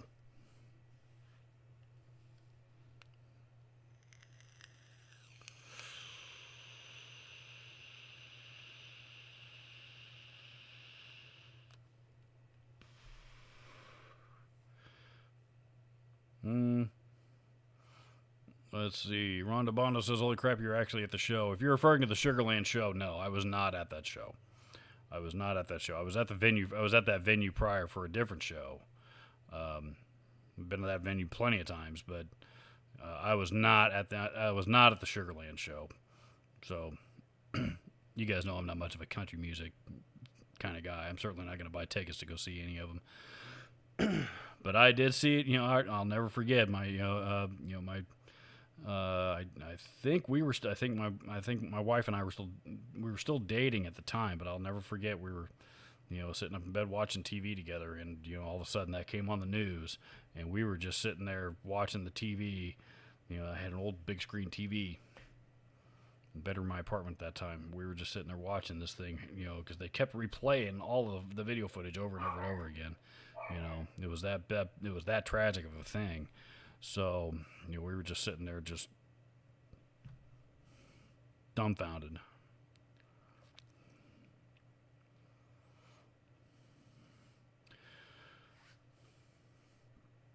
Kobial says, Robert, do you prefer to use or ignore the effects loop for the appropriate pedals? I prefer to use it. I really do. In most cases, I think that, particular delays and reverbs in particular, I think sound much, much better going through the effects loop after being introduced to the signal after the preamp. There's exceptions, of course. But like the delay pedal, you'll notice if you're running into the front of an amp, especially a really high gain amp, the delay signal itself kind of gets a little dirty, and some people like that. Then that's it's also kind of a similar characteristic to analog delay. Anyway, analog delay is a little bit dirtier. Tape delay is a lot dirtier. Tape delays you do kind of want to run through the front, but I've always been a digital delay guy. So in that instance, I generally try to prefer to run everything through all those types of effects through the effects loop. So try to run as much as I can through the effects loop. Actually, pretty much everything except for wahs, compressors. I don't use a compressor, but if I did, that's where I would put it. Overdrives, distortions, and the rare occasion that I would actually. I can't think of any occasion I would actually stick a fuzz on my own pedal board. But if I ever did have to have one on there, that's where it would go.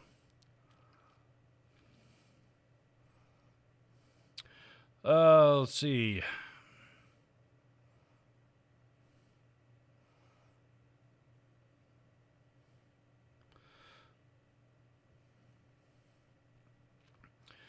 Dave Escobar says, get NuX to send you their new MG30 multi-effects box. Takes third-party IRs.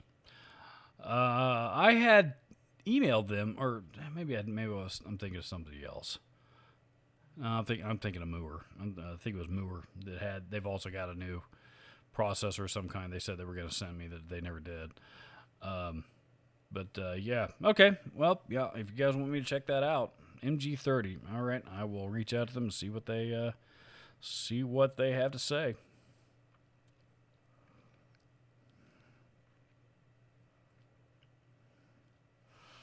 Let's see. Jason Heaton's here. I think he's been here for a while, but he said, "What's up, dude?" in the chat again. So maybe he left and came back. I saw you just sent me a Facebook message there a second ago. I didn't get a chance to read it, but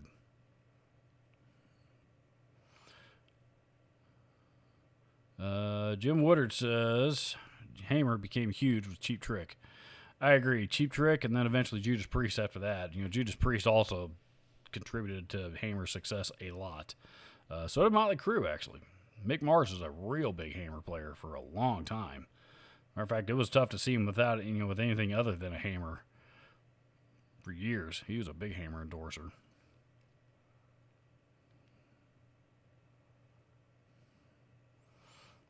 Jim Woodard says cheap trick. Rick Nielsen had the 5-neck hammer at one time, which was heavier, 70 pounds.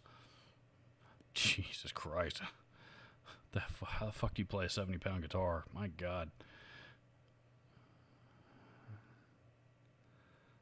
JG Mopar says he's got an X100. It's a Carvin X100, a V3M. I love the V3Ms. I'd love to have one of those. Jim Woodard says Ibanez made the heart-shaped guitar. Okay. I didn't realize that Ibanez made that thing. It makes sense.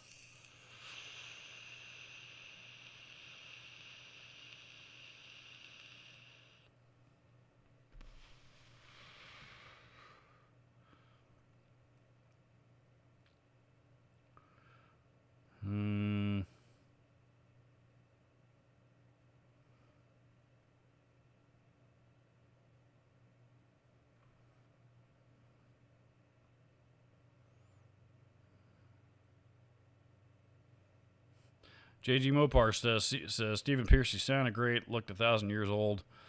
Yeah, they are really wacky brain. Don't do drugs, kids. That is a fact. Although, I mean, Stephen Piercy's always kind of just seemed to have a, he's just kind of always had that asshole streak in him anyway. He's just, LSD, lead singer's disease.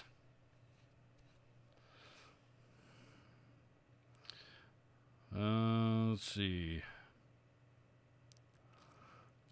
You said you were Cyril St. M says you said you worked at GC back in the day. Thoughts on Guitar Center going out of business?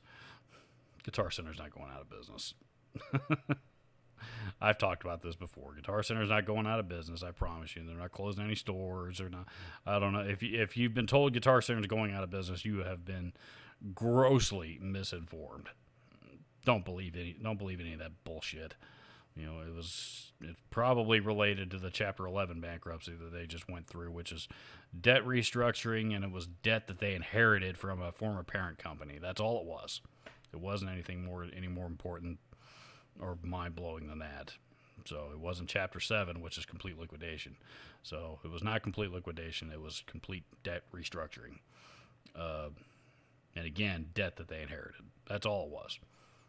Again, they're not closing any stores. They're not, it's not like we're not going to have music anymore or anything like that. They're not going out of business. Trust me, they're doing just fine. They've got their problems. We all know they have their problems, but what company doesn't? Kobe Gal says Robert did Washburn abandon the bus fighting tuning system in recent years, or have they simply shut up about it? Those guitars intonate great. I don't know. I haven't heard much about it. That was kind of one of their big bragging points there for a while. And to be fair, it was definitely worth bragging about. They certainly, I don't know what it was about that, about that thing. But those Washburn guitars were always really well known for, tuning stability, for the Buzz Fighting models anyway. So, I don't know. I have no idea, to be honest. I haven't heard much about them. Washburn as a whole, though, have been really quiet the last several years. Once, especially when Ola, decided to go do solar guitars and no longer work with Washburn. I think that's kind of when they started to, when you start to hear less and less of them. So, they're a big company. They've been around a long time. It's a matter of, really what they need to do. They need to remarket that Parallax line is what they need to do. They need to make a few updates here and there, remarket the whole thing, and then they'll take off again. They were doing it right. They were building, those guitars are right up the alley of what a lot of people want. They changed a few finishes here and there. Maybe upgraded some, to some newer pickup models and with a few of them, they take off again.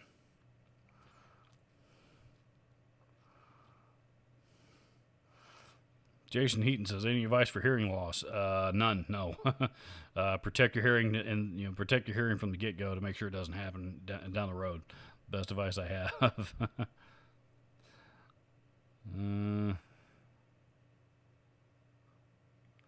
Jim Woodard says, I would go see Sugarland, especially back then. She was hot. Are they still around? I haven't heard much from them since that whole thing happened. I mean, I'm sure every member of that band lost a lot of sleep over that incident for a long time. So, it wouldn't surprise me if they didn't put out another record after that. But I don't know. Like I said, I don't follow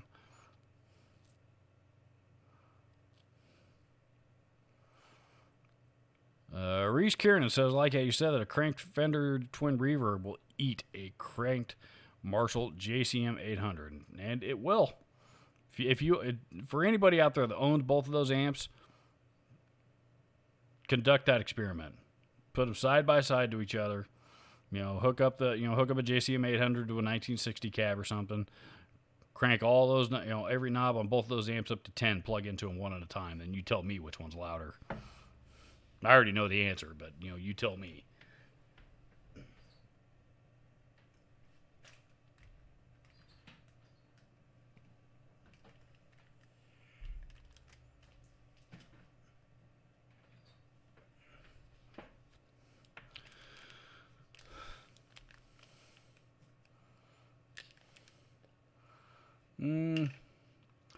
Joseph Austin says, I hate this weather. Just had to wash the dog for my 5-minute walk. Stupid freezing rain and mud come on spring. Wish I had that problem. Right now we're covered in snow. So there's snow everywhere.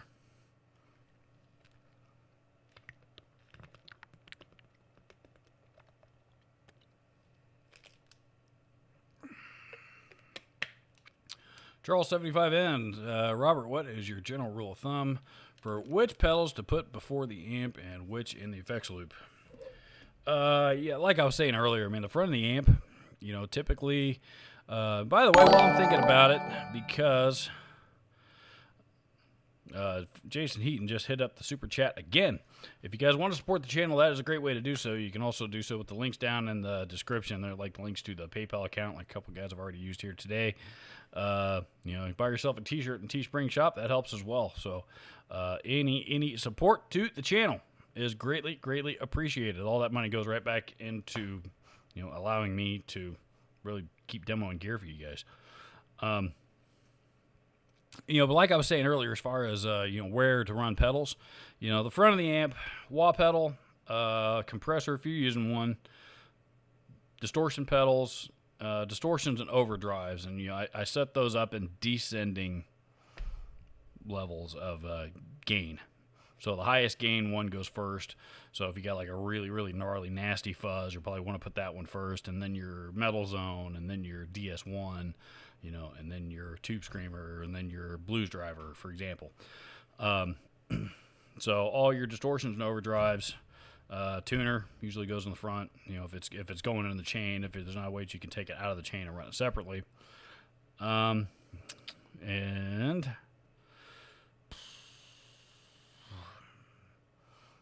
that may be about it, to be honest with you, these days.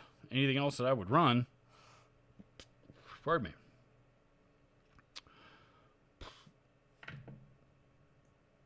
Phaser, flanger, chorus, tremolo, delay, reverb, those all go in the effects loop. And yeah, tape delay would go in the front. Any other, analog or digital delay would go in the back. And by the back, I mean that's the effects loop, if you're not familiar with that terminology. And EQ pedal can go anywhere, depending on what you're using it for.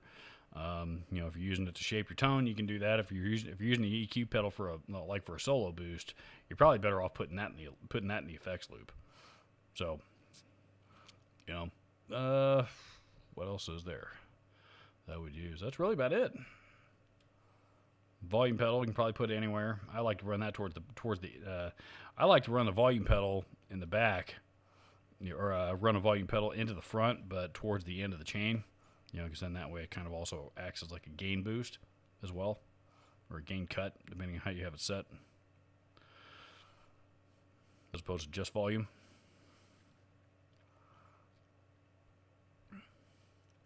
Jason Heaton says, have you tried the free fluffy EL345150 in my lab sim? Yes, I have. Actually did a demo of that several months back. Actually, right after it came out, as a matter of fact. Tony Ramsey actually guest starred on that video. He did a track on that video with me as well. So, yeah, go check it out. You should be able to find it there. It was, whenever it was that amp sim came out.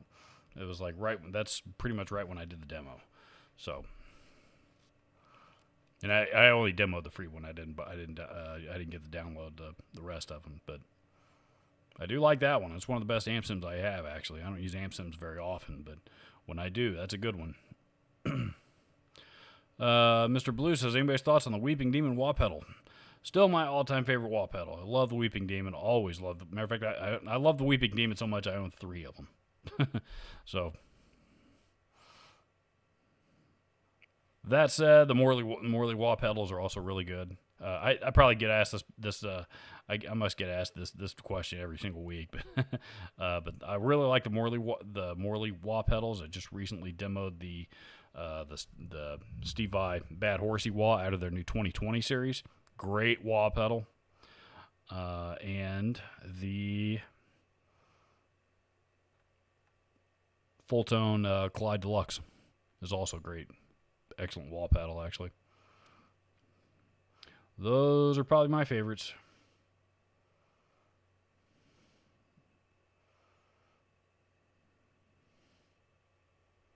My niece hurts. Says I freaking love Mick Mars. I do too. I'm a pretty big Mick Mars fan myself. Jason Heaton in the super chat. Sorry, I acknowledge you when you hit it, but I forgot to go back and read the question. Says, I own a Firefly P90 Junior clone. Just got a new Warren Epi green P90 SG. Any noise pedal suggestions? Noise pedal suggestions, probably the best one out there, if you can find them, is the ISP Decimator stuff. If you're willing to spend the money, get the Decimator G string. That's what it's called, but it's pricey. It's like $350 or something like that, but it's a kick-ass noise gate. If you don't want to spend that kind of money, just the regular Decimator 2 is still a really, really, really good noise gate. So that's probably the route that I would go. The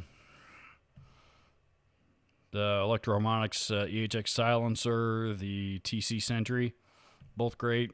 Boss Noise, and even the Boss NS2 noise suppressor. I don't think the NS2 is quite as good as any of those other that I've mentioned, but it'll get the job done. So you can find those used pretty cheap. So.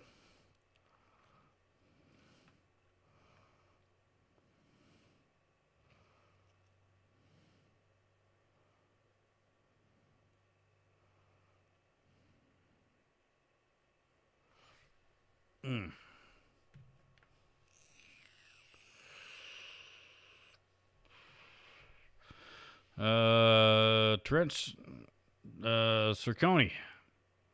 I know you're another one told me how to pronounce your last name last week, and I think I butchered it. I think I got it right this week. Anyway, says, I like Guitar Center. Why do people hate it? Honestly, the main reason is because they've gotten younger. Their staff has gotten younger, I should say. There's a lot of inexperienced. They got a lot of kids. Not kids, but younger people who are inexperienced in the industry working in their stores right now, and it's turned a lot of people off. I think it's probably part of the main reason. There's a lot more attached to it than that. But on the surface, that seems to be what people complain about the most. In some instances, it's warranted. In some instances, it's people looking just a bitch just because they're looking for a reason to bitch.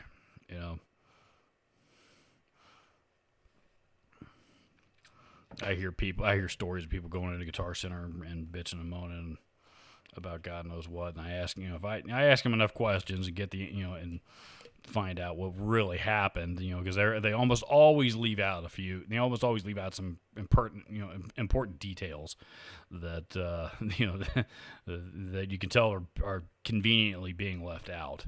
So once you uncover what those details are, and and get to the real story, you kind of figure out the guitar, rail on Guitar Center on the internet has just kind of become a popular thing to do, just for whatever reason. Half the time, it's not always GC's fault.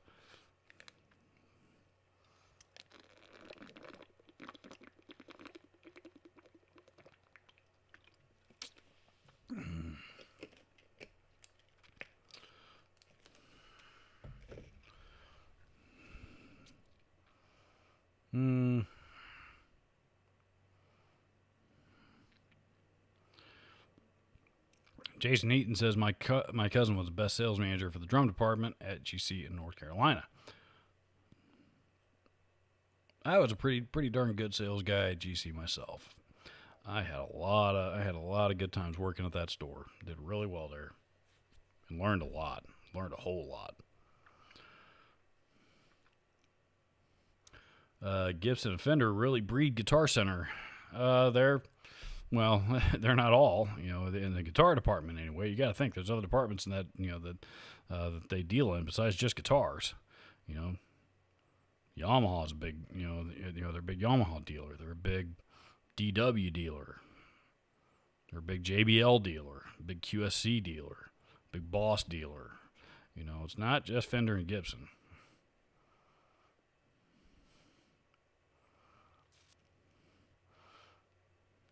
Serenity Guitars says, did you say, I'm assuming you mean Five Finger Death Punch, singer has BC Rich?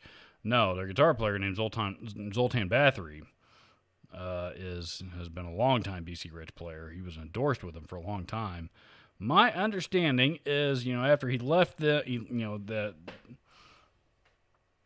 after he left BC Rich and went to Dean, and he's bounced around a few times since then, a few other companies since then. But when he initially left and went to Dean, he had, it was after that happened that BC Rich changed management. The new management had no idea what to do with him and ran him straight into the ground. And, all of a sudden the company went up for sale. And, my understanding is that Zoltan was at least involved, he's at least part owner of, if not full owner of, new owner of the company.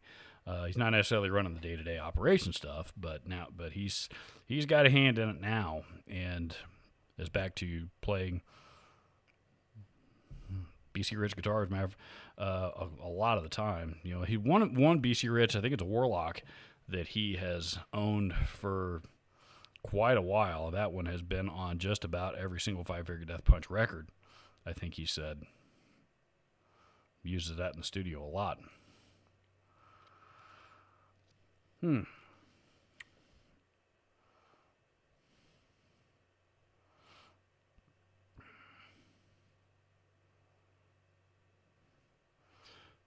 right, let me blaze through the rest of this chat here.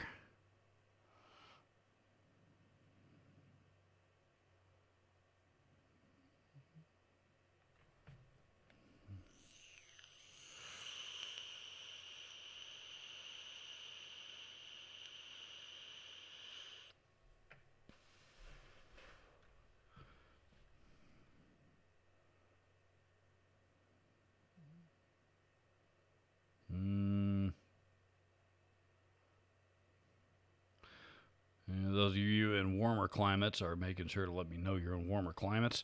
Awful nice of you. As soon as this live stream's over, I'll get back in my pajamas, getting under a blanket. Me and Zoe are gonna watch some TV together this afternoon. She's been awfully quiet during this live stream, which is unusual. Of course, it's so damn cold outside. Nobody's outside walking, so haven't been anybody walking by for her to bark at.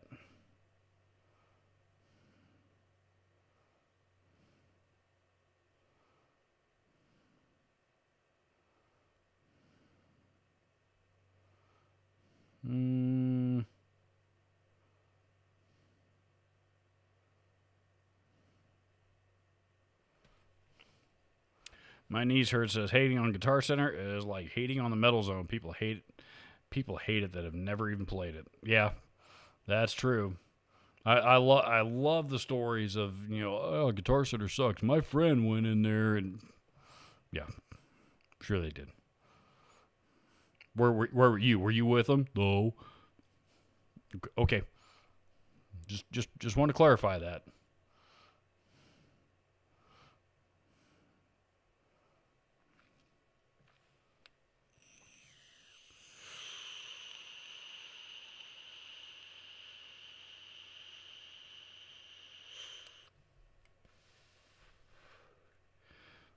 JG Mopar says, the only GC I went where I felt uncomfortable and the staff was not friendly was in Las Vegas. If it was the big one in Las Vegas, it's not an excuse, but that store gets a lot of tourist traffic. You know, I mean, they got their locals too. It's a big store. They've got their, you know, they've got their local customers, but they get a lot of out of towners coming through there. They come in once to grab something. You know, they come in once, you know, grab something, usually because they're in a hurry because they're in town for a show or a studio gig or whatever it is. So they just want to get in and get out, and they're assholes about it. You know, especially they come in on a busy day. And, the guy, staff can't get to them right away. That store has to deal with a lot of that stuff. So, I'm not condoning it, but I get it. You know.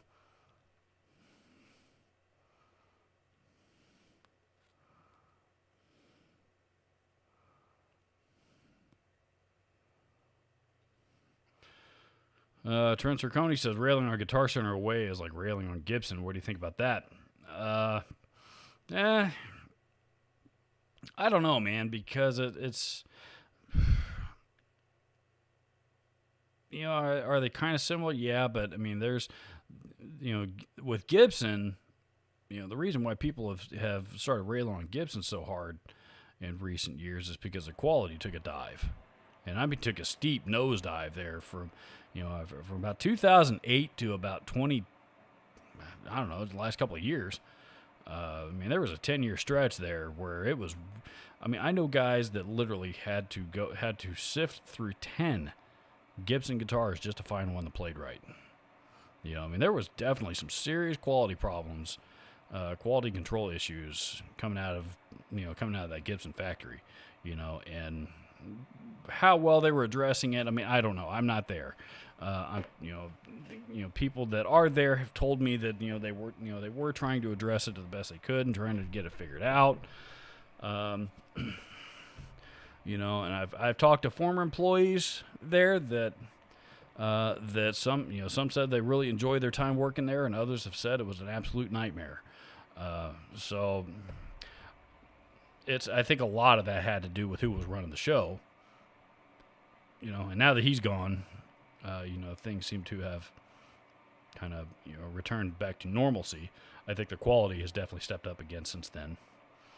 But, I mean, with the reason people railing on Gibson, I mean, with some of that bandwagon stuff, yeah, probably, but, I think a lot of it was also worth it. So, the thing with Guitar Center, it was up until about 2008. You used to be able to walk into Guitar Center and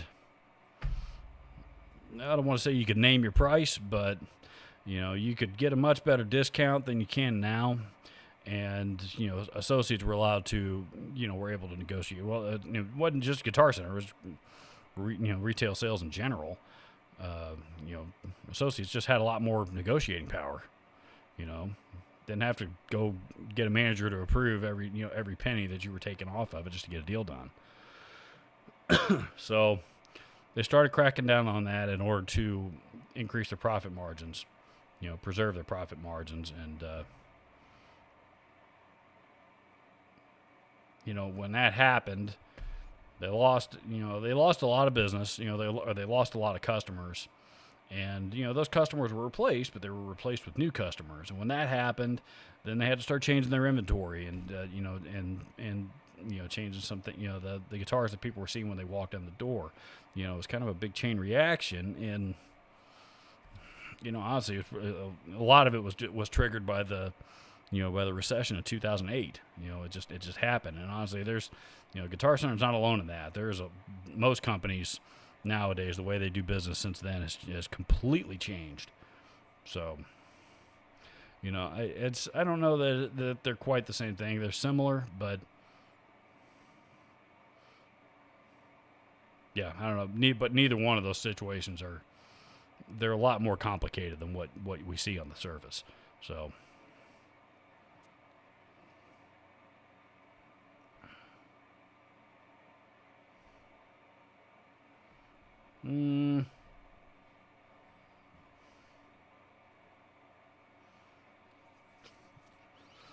Joanna says, leave your ego at the door when you go into a music store. Well put.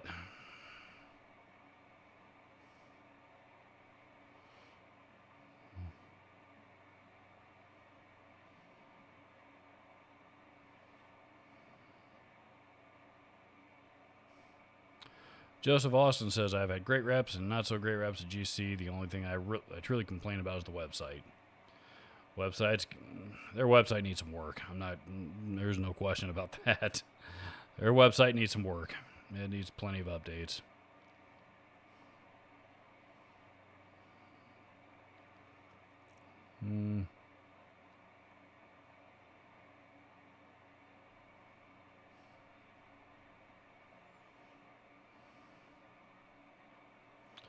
JG Mopar says, my best deals on gear were GC.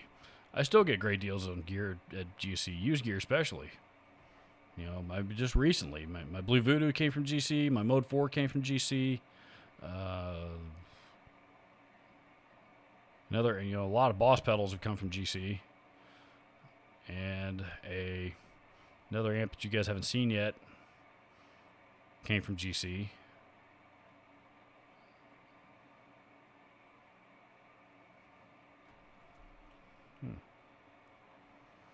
We've done our endorsement. I spent a lot of my GC over the last 20 years.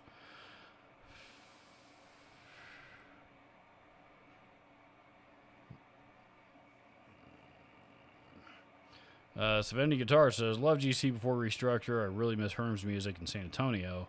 Open floor with stage in the middle with the drool clear cases for the PRS and Gibbo.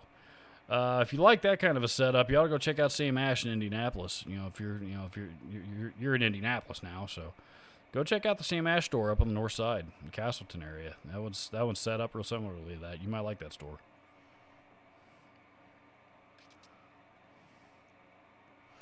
So, all right, fellas, we are past the 2-hour mark here. So, I am going to split because I know I need to go let Zoe out in the yard for a little bit and get cleaned up here a bit. And, yeah.